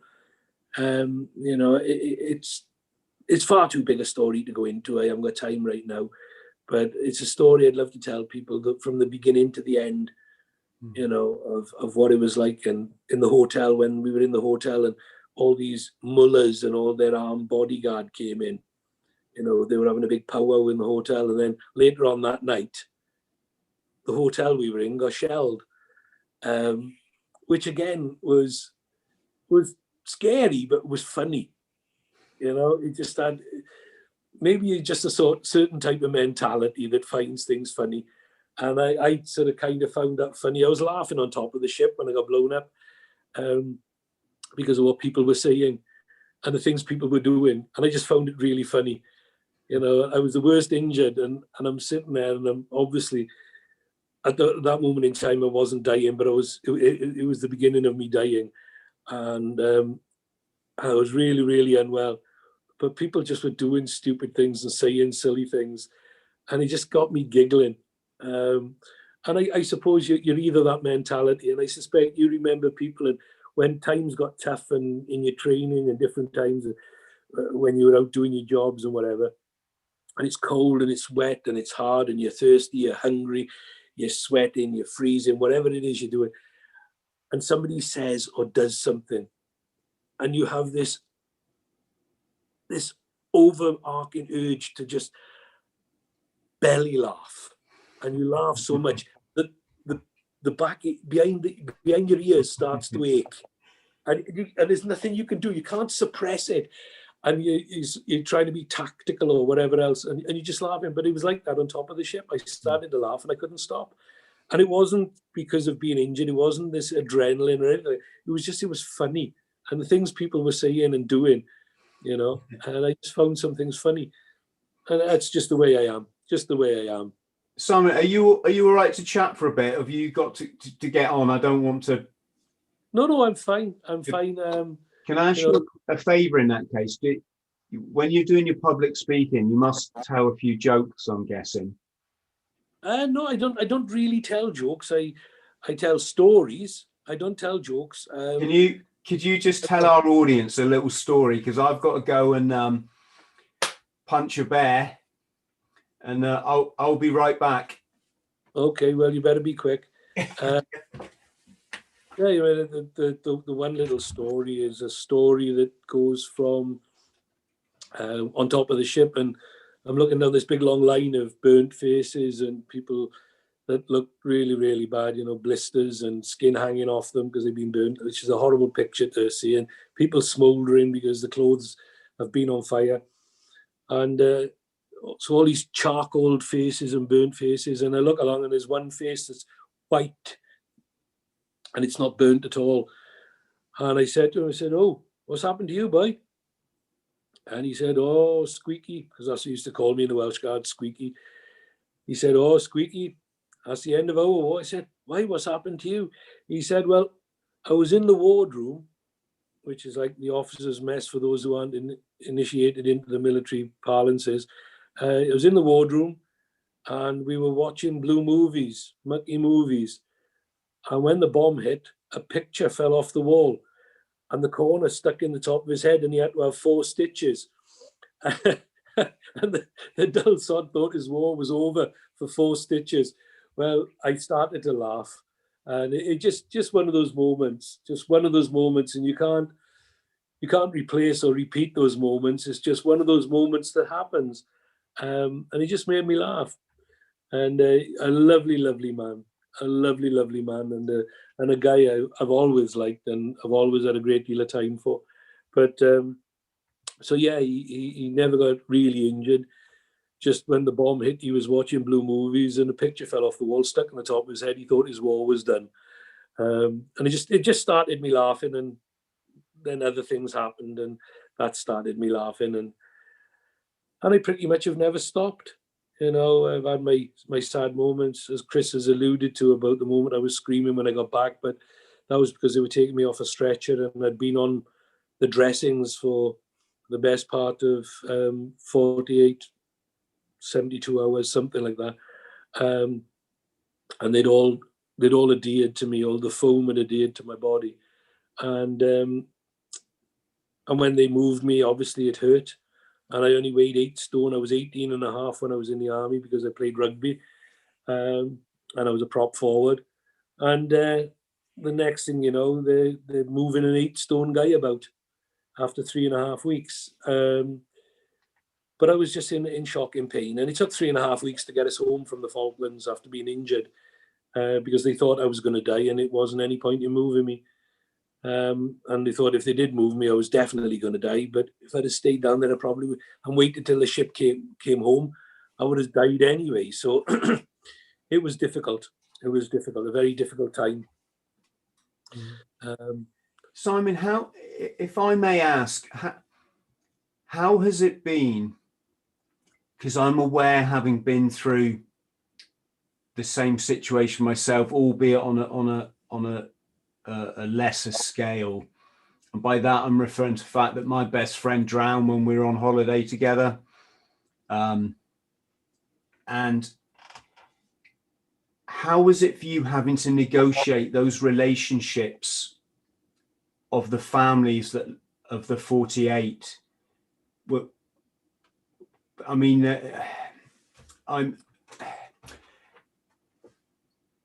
trying to choose my words carefully, but all kinds of grief, grief manifests in many different ways, doesn't it? There's blame, there's loss, there's upset, there's anger, there's what if it was done like this, what if they'd only done this. And of course you're there as almost like not a figurehead, it's not the right word, but you're a focal point in all of this. Was that hard for you? Yeah, well, I became what somebody coined as the face of the Falklands. And yeah, it was hard. It was hard to... I had to shoulder the responsibility of being the face of the Falklands. And I wasn't prepared for it. I was 20 years of age when I got injured. I was an immature guardsman. I had none of the tools of experience to be able to deal with what I was going to face. And it was difficult, and I'm pretty certain I upset a lot of people along the way, and I apologize for that, but it wasn't deliberate. It was just me struggling with a huge amount of being in the public eye and trying to be the best I could be and the most responsible I could be, but not having any training or the experience in that. I made a lot of mistakes, and I admit that openly. But the families, I only met some, and I have to admit, some of them were that vain as young men, which is not a bad thing, because they were women sharks. They used to go out, and I said I don't know whether they could have coped with having the disfigurement had it happened to them. But the families didn't care. They would have rather have had them struggling to deal. But I don't know whether they would have dealt with it. Not saying that I'm any greater or any better than them. I'm not. I just happened to survive. But it was a struggle for me mentally as well. It seems now almost trite to say it, about the suicide and all the rest that almost happened, because everybody in their auntie's handbag has had a mental episode. It seems like you can't be a celebrity without having had one now. And it's got to be said in those ways. It seems like it's a rite of passage for some, so that they can move on that front. But I just think that the ones I met, I tried to be as nice and as polite as I could. The ones I didn't meet, I'm glad I didn't, because I didn't want to carry the burden. It was a lot to put on one person's shoulders. But over the years, I hope that for the mistakes I've made amends. I hope that I've been able to give the families that have met me and haven't met me somebody to be proud of as a representative of their loved one who never made it home. I know I couldn't have done that for all of them, because not everybody can like everybody, and there'll be some sort of animosity just because I survived from one or two, which I know is a fact anyway. But at the end of the day, I just tried to do my best, just tried to be me, and trying to live my life as well as trying to live my life to pay tribute and to be that responsible person who kept the Falklands alive for a lot of people, because as a conflict, there's a lot of people in Britain who've never heard of it. And for that reason alone, those people who have, hopefully I've played a part in keeping our conflict alive, so that their memories is never forgotten. Their memories are not just cast aside, and they're not just a name on some obscure war memorial somewhere, and nobody will ever know. Hopefully we'll be able to keep the last defence of British territory alive for some people. And I wish rock and film stars who seem to have an opinion now on it all would shut the hell up and learn about the history of the islands, rather than come up with some sort of bland statement just because they're in the rock and pop world. They seem to think that they have some sort of deeper knowledge. When somebody says we should give it back, give what back? The Argentinians never owned the Falklands. They never settled the Falklands. Read your history before you make statements. It was only ever settled by the French and us. And the French wouldn't hack it. And there were 75 families from Scotland that went down there and settled it. And they were all Highland farmers who were very, very hardy people. And they're the ones who made the islands what it was, the sheep farming industry and everything else. So, other people should, if you haven't got something constructive to add to the conversation, shut the hell up. Mm-hmm. If you don't know what you're talking about, it'd be like me. If we've discussed COVID, if I was to talk about the science behind COVID, Simon Weston, shut the hell up. You know not what you're talking about, and he's absolutely true. And unless you do your history and do your research, then and only then can you contribute a positive or negative part of the debate about the islands. As it is, there are 2,000 plus people who live there who have chosen to remain under British sovereignty and protection and the flag. And because of that, and that alone, we should respect them. You know, Earth doesn't know who lives on it. Earth will be there when we're all gone. But who lives on that Earth and who chooses who protects them, that is down to the people who have settled it, made a success of it, brought an industry to it, and brought wealth to it. And there is wealth there. And people bang on about the oil. Well, the oil won't be used in the next 20 years because we will stop using oil. So the oil makes no difference. And we didn't know about the oil until 20 or more years after the Falklands. They didn't know there was definitely oil down there. So, you know, people need to stop making it up because they need something to say. It's like a lot of people on social media, they make stories up. I had one girl saying how I bullied her sister in the army. I never served with a single woman. In all the years I served in the Welsh Guards, we never had a single woman work with our regiment. We may have had intelligence personnel, but I never got to meet them. But nobody ever worked with me. So for me to have picked on a woman or done anything to a woman is absolute fabrication. And my career was over by the time I was 20, just short of my 21st birthday. I spent a large part of that in the rugby team, and there were no women playing rugby at that point in time. So for over a year, I didn't see anybody. Then we were doing public duties, and there were no women doing public duties. And I was in the mortars, and there were no women to do with anything to do with that because we were always out live firing and training. So I never, ever got to work with any single woman. And more's the pity. More's the pity, because there are some incredible women in the military, you know, but that never happened. So people make stuff up and they lie. And I told that girl as well, because I saw the story, I said, "You're a liar. Don't tell lies about me. If you write anything like this again, I will sue you." Because it was an absolute aberration of my real character. Yes. So don't make things up and lie. You know, but that's the sad thing. And that's what's happened about the Falklands, and people have sort of made things up in their own mind, thinking that they know what went on. You know, and there are books that write the factual part of what history tells us. And then there's the individual stories of things that we really know went on, you know. But that's what it was, you know. And the Falklands, I can never convince other people that don't want to be convinced of the correctness of doing what we did.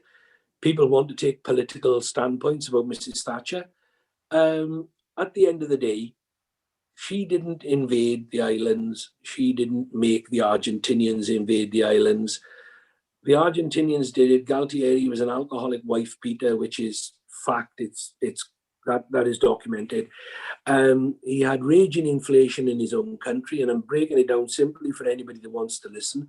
He had raging inflation, much like the Germans did after the Second World War and Hitler had to deal with at the beginning of his campaign to rule the world. The raging inflation. So what he did, he decided to invade the Falklands. And he invaded the Falklands. He chucked off 70, I think it was 70 or 30 some odd Marines or whatever it was that were there, you know, but they did it with about 5,000 Argentinian Marines at the time. You know, and the officer in charge of the Marines, the British Marines on the island, was very wise. He went, "Let's just put our hands up, boys. There's no point in this." Apart from South Georgia, where about 30 odd of them went down there to see what was going on down there. And they ran the Argentinians ragged, sunk the submarine, brought down a helicopter, and inflicted a lot of damage, but ran out of food, water, and ammunition. And on that basis alone, they went, "Well, the co-op is closed, so we'll have to surrender today." and those guys got taken prisoner. You know, there was not a lot you could do. But the islands now, they got returned back to the people who wanted to live there peacefully, in harmony with the rest of the world, not threatened by Argentina. And that's what we gave them the right to do. So that's what it was all about. Just returning sovereignty, the right to self-determination and democracy to people that had done no harm to anyone and deserved it. And quite rightly so. You know, but you have people who've, even guys from my own regiment who've decided to get political about it, but because they preferred one side of the politics to the other side, so they hated Margaret Thatcher anyway, they decided to take a standpoint on it. Unfortunate for them, because realistically, we were paid to do a job, not paid for our opinion. You sign up in the army, you're going to do things you don't necessarily enjoy or feel is right. But at the end of the day, that's your job. So get on with it. And don't take it personally.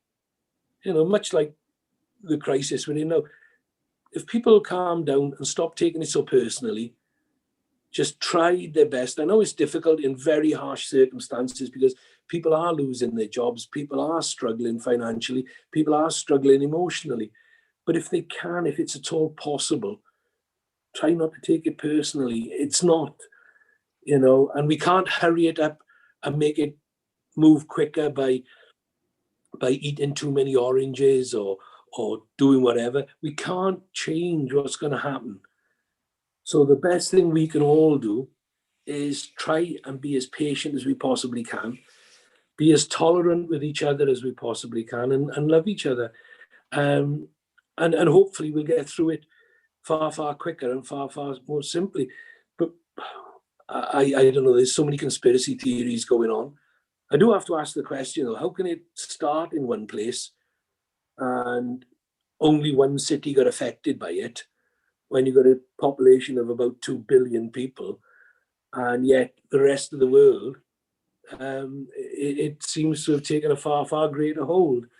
I don't understand that. Yeah, you don't want to, you're asking the wrong man, because Are you a conspiracy? I could do a lecture on all that alone, but let's save that for another day. What I did want to ask you, Simon, is what was it like to go back to the Falklands?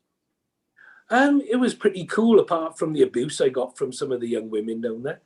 It was pretty cool. People were very respectful. I got some abuse from young women who, one was allegedly a nurse, and I could change my appearance if I wanted to. I could get rid of all my burn scars if I wanted to. So she clearly hadn't paid much attention to the medical teaching she'd been given. And apparently her and her sister saw more of the war than I did, because they were held in a community centre, because the Argentinians flooded Goose Green and they locked them up in a community centre. Well, if that's what they call seeing more of the war, then fine. I only needed to see one bit of it, and the bit I saw was pretty bloody dramatic. You know, the war only lasted 30 days, so I don't see... Can I just ask you, Simon, had you been ashore and then you got put on the... Yeah, we were on shore for a week. You know, we had an air raid, but the weather was so crap, you know, you couldn't fly. So when the cloud was very low, it was pointless anybody flying. So you prayed for low cloud, because the enemy couldn't find you. So we were there for about 5, 6, maybe 7 days on land, and we started to march, but our equipment was getting bogged down. We had a tractor with mortar kit on and anti-tanks and what have you, and that stuff was getting bogged down all the time. And we were having to, because the tracks and the were very, very poor over there. So we were having to lift the trailers out of the mud all the time. Well, it would have been far better if we'd just packed it on our backs and walked with it. But in the end, they decided, once we got to the top of the mountain and said hello to 2 para, we got marched back down the hill, then taken off and put on board Fearless. And Fearless got round to Lively Island. Weather was horrendous that night. We only had 2 Foxtrot boats with us, the landing craft. So they can only take so many people off the ship. And it took them about 8 hours to travel 8 miles because the weather was so horrendous, and it'd taken the boats, as you know, they've only got a certain limit in whether they can survive. Otherwise, they'll capsize. Anyway, they managed to get them around, and the guys got taken off in Fitzroy, and they got put in sheep sheds with 2 or 3 para. And while they were in there,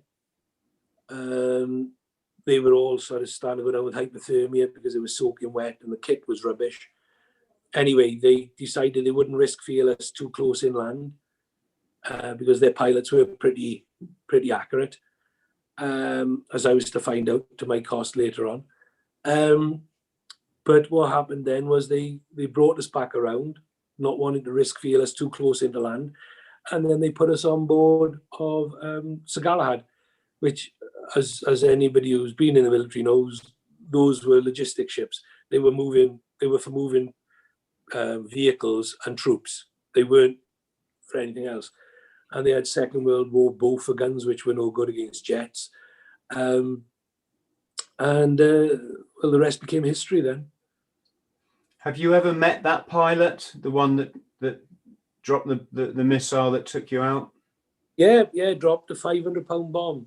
The bomb didn't detonate straight away. It went through one engine room, through another engine room, and into the engine room it settled in, and it ignited all the fuel in there, which blew out over us, and then that detonated the 500-pound bomb.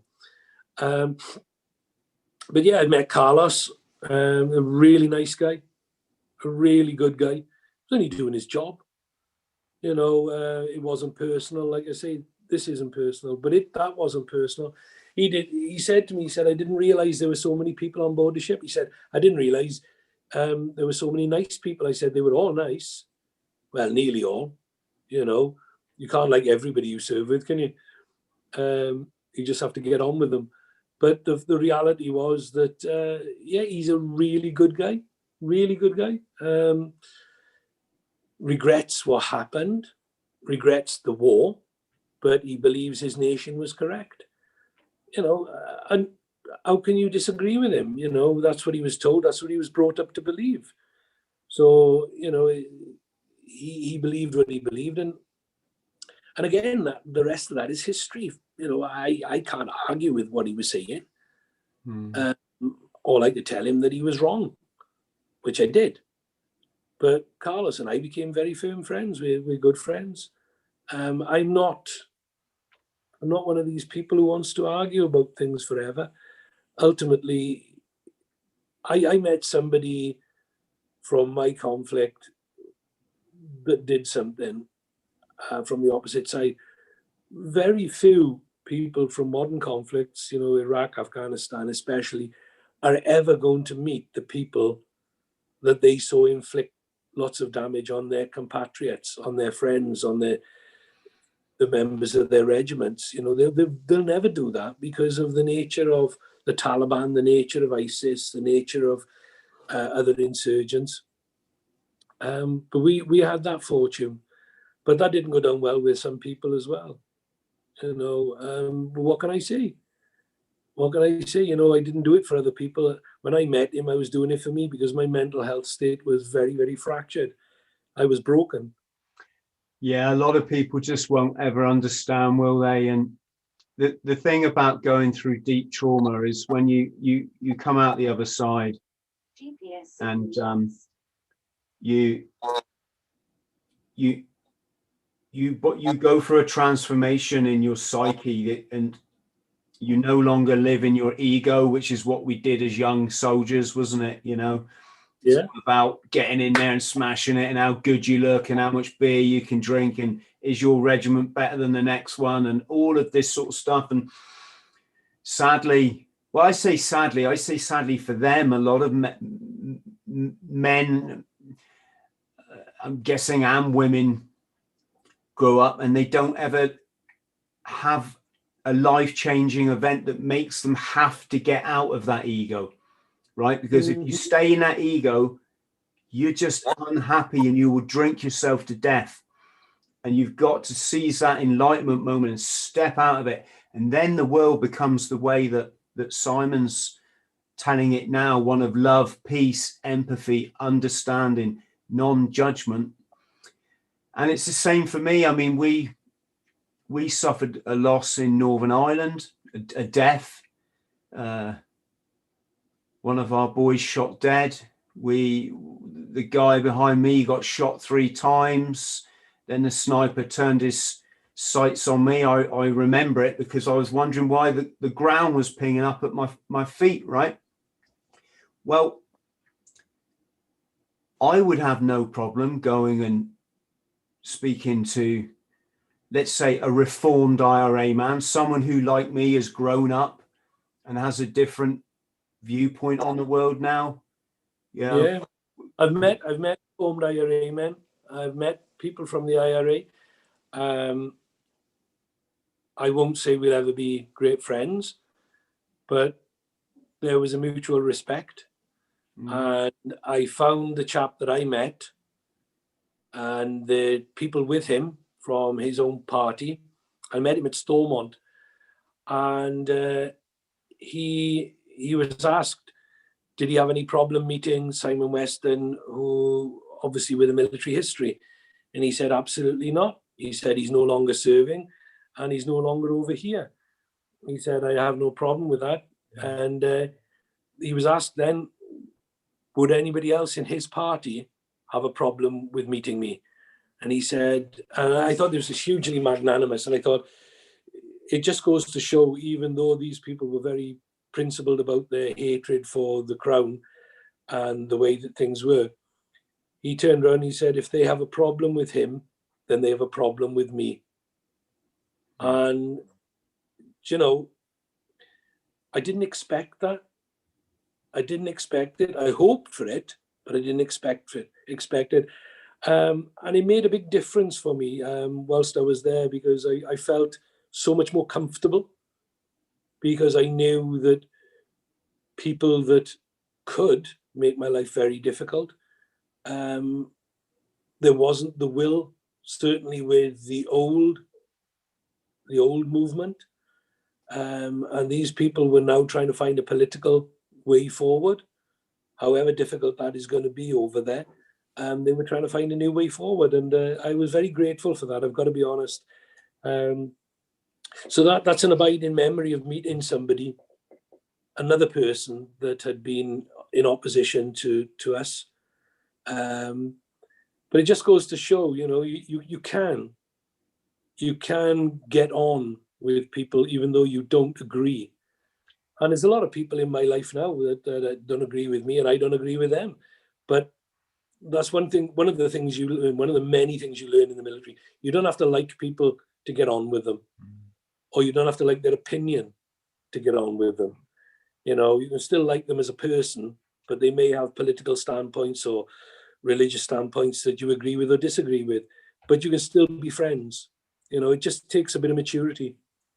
Yeah, and I could take that one stage further and say, you know, when you're a teenager and you're given what is essentially a machine gun, the SE-80 was an automatic, fully automatic rifle, and you're sent to patrol along the main street in a major city, in your depending on your perspective, but for me, obviously, it was in my nation, it was in Great Britain. And at every single second we were on patrol, and I know you've been over there, Simon, it was, you were a hair's breadth away from killing someone. And you're a teenager, and you're a hair's breadth away from basically killing another teenager. Okay, yeah. Maybe your IRA soldiers older, right? You're a hair's breadth. That's the problem. Some were, some weren't. You just didn't know. And you're a hair's breadth away from getting blown up by an IED at any second. We had a few lads taken out by IEDs. And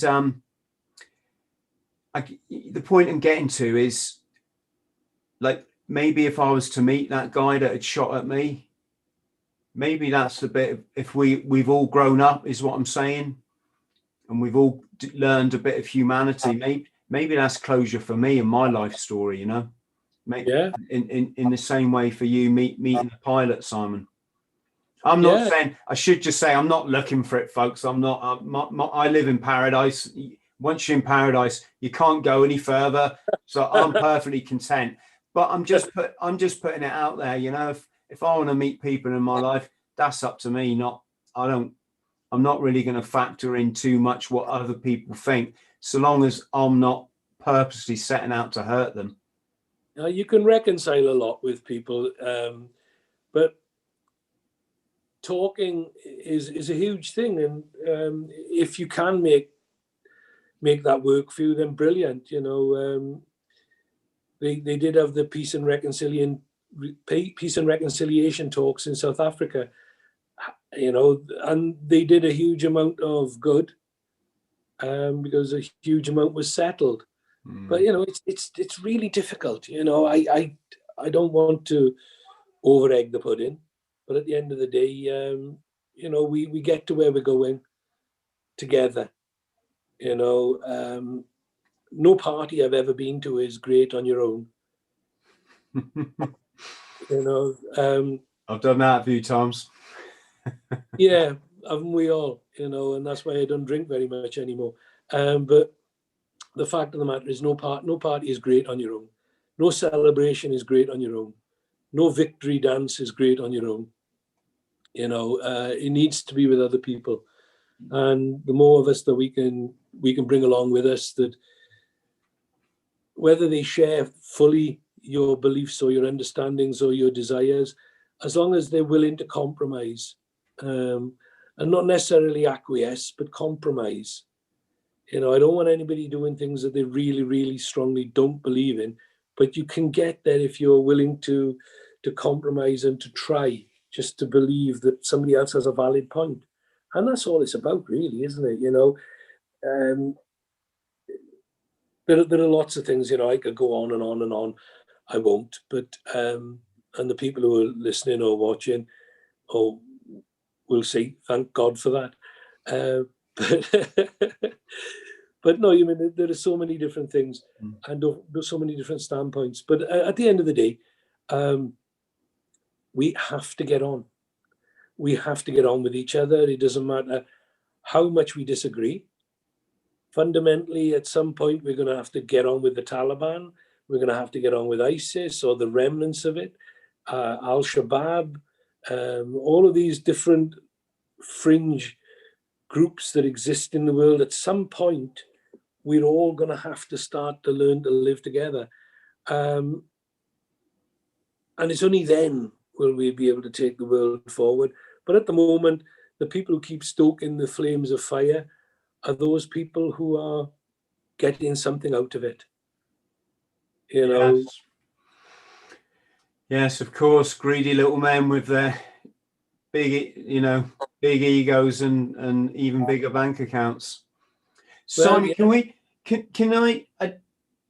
just want to, before we close, just talk a bit about your sort of celebrity life. And I wondered if we could start with, what's it like to be on This Is Your Life? Terrifying. I'm not joking you. I was terrified. But the great thing about Michael Aspel was he came from behind the wall, because we were down in Pirbright at the assault course. And he came from behind the wall and he thought that I was going to punch him, because I was so taken aback. I was so stunned. And he thought I was going to chin him. But I was so wound up by it. I was so taken aback by it. And I'm not very good with that sort of surprise. You know, I don't do surprises of that nature terribly well. There are nice surprises. Like, I'd be surprised if I ever won the lottery, but that's a nice surprise. Do you think it triggered a bit of PTSD? Because it's that similar thing. Well, you know, you've had a big surprise in your life. Yeah, no, I don't know whether it did. I think the PTSD was still there, you know. But it was just a big surprise. It was a very great honor, big surprise. I couldn't wait for it to be finished. I couldn't wait for it to be finished. I can't say that I enjoyed the whole thing at all. I didn't. I am without doubt, the most reluctant celebrity you ever came across. Lots of people want to be famous. They don't know what they want to be famous for. A lot of people are famous, and really you wonder why they're famous. I was thrust into the public eye because of what had happened to me and because of the films that were made about me. But I didn't particularly want to be famous. I didn't particularly want to be in the public eye. I just found myself there. And again, you know, I go back to what I said earlier on. I made mistakes. I said and did things that probably some people were upset or offended by, but I didn't do it deliberately. I didn't do it because I wanted to do it. I did it because I was out of control with my own emotions, with the way I was feeling. And yeah, I mean, some of it was to do with the PTSD, but I didn't know because it wasn't a diagnosed illness at that point in time. So, you know, all of those things, they all help to play on the pain and the suffering that you've had and you're going through. And if it regurgitates it and brings it all up and forward for you, it can be problematic, and it's good and it's bad. You know, getting it out is good. How it comes out, that can be very, very bad and very destructive. So being in the public eye was very weird, you know. But as life moved on, I got to deal with it. I got to handle it a lot better because I became more mature within that world. But it was hard to deal with. You know, I wasn't I wasn't the most wanton celebrity, I've got to be honest with you. And that's why I always find it hard that people want to pump their lips up, lift their eyes, tighten their faces at the age of 14, 15, and then pout at a camera on a phone and expect that to make them wealthy. You know, and all these influencers, dear God alive, how people are easily led and taken down the road by all these influencers who were out there saying, use this cream, use that soap, use this. Really? Is that what you're going to base your life on? You know, rather than your own experiences, rather than getting some falsification. You know, you had that one chap who did all the makeup and he ended up going to Birmingham and he shut down the whole bull ring. You know, it's like Kid from America. Like, really?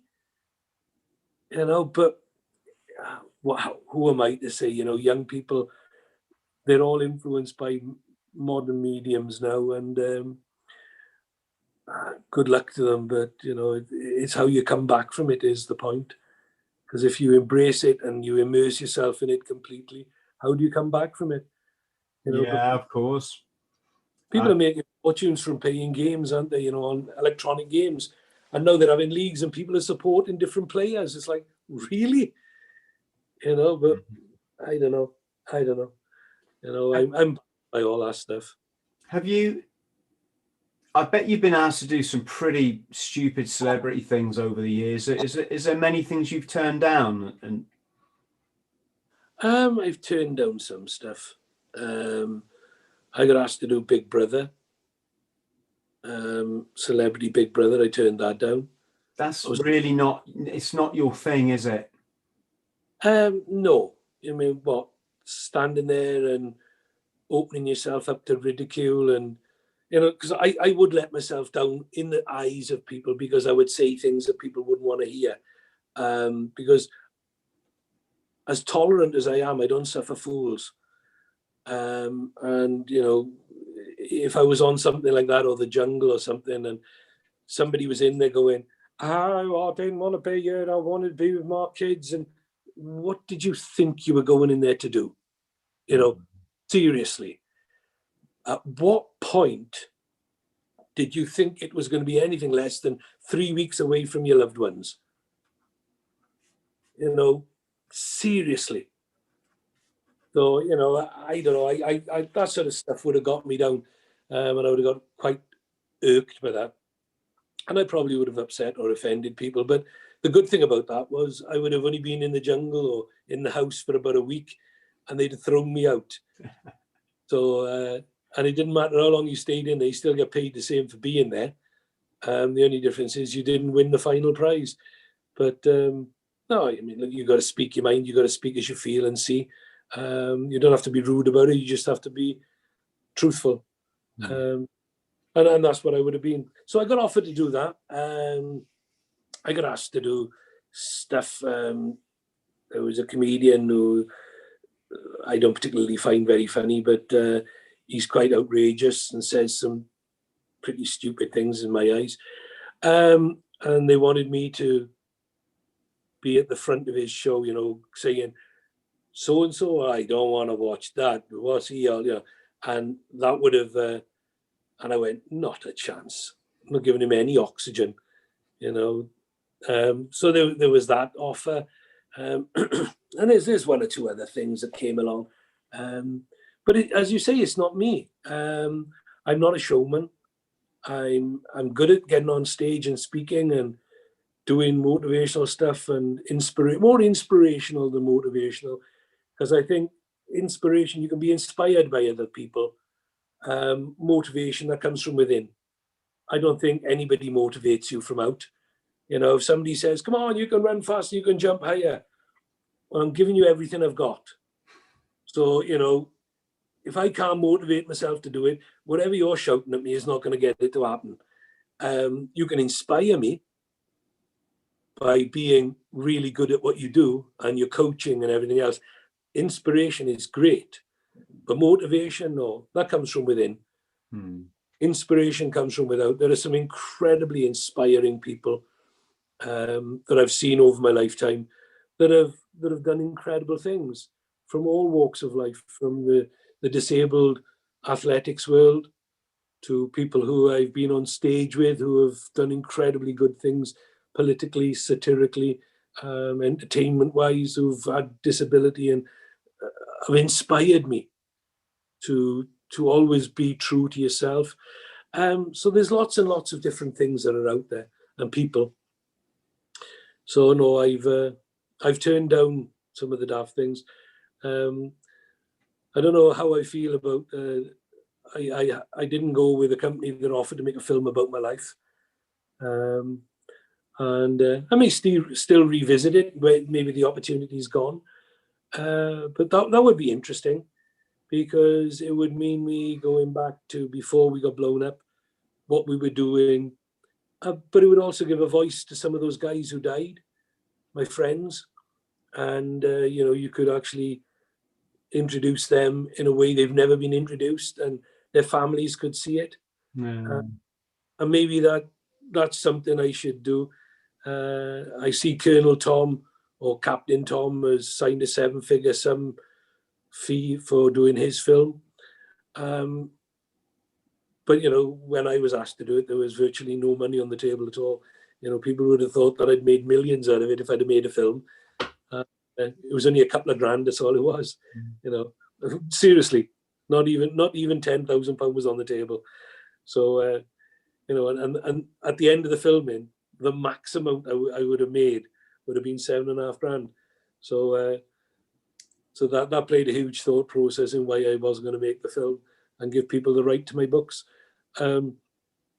If there was something more productive in it, then you know, I'm being as honest as I can be. Then I might go with it. But it's, you know, we'll see. We'll see. I mean, never say never. There are some incredible things on the horizon. Get COVID out of the way, and we'll see where those incredible things take us. At the moment, it's put a hold on a lot of things. There's a huge amount on the table for me at the moment, but I can't move it too far forward. All I can do is concentrate on little bits of speaking. This is the only podcast I've done. Doing little bits of speaking on the internet, and also working on my security company, doing the cleaning and the facilities management, doing the cleaning and the security officers.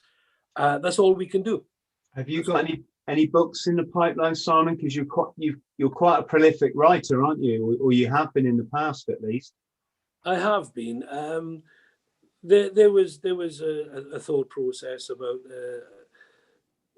It's classed as a self-help book, but really what it was pointing out some of the things that I've identified that I think are not as good or as productive as some people perhaps think they are in the future.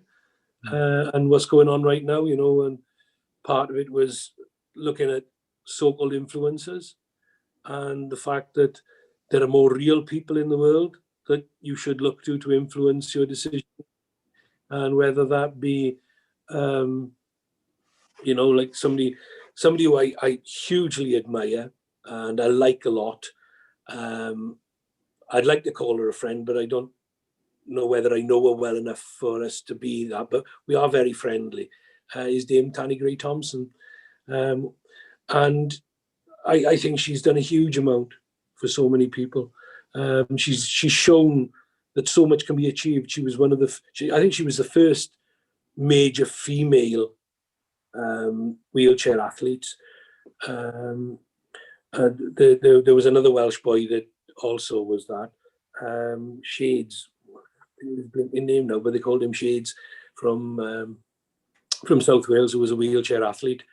So there's lots of people to look to get real influence from, to be impressed by as to how they live their life and how they give back to people.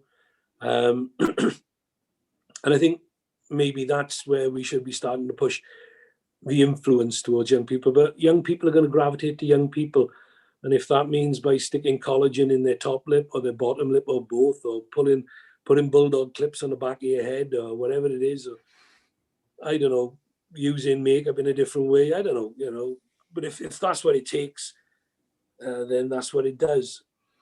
But if people are going to be influenced by a family of a solicitor, when they've no perceivable talents, but you know, they seem to have made millions out of being celebrities on pathetic shows, as far as I'm concerned. I've never watched any of them.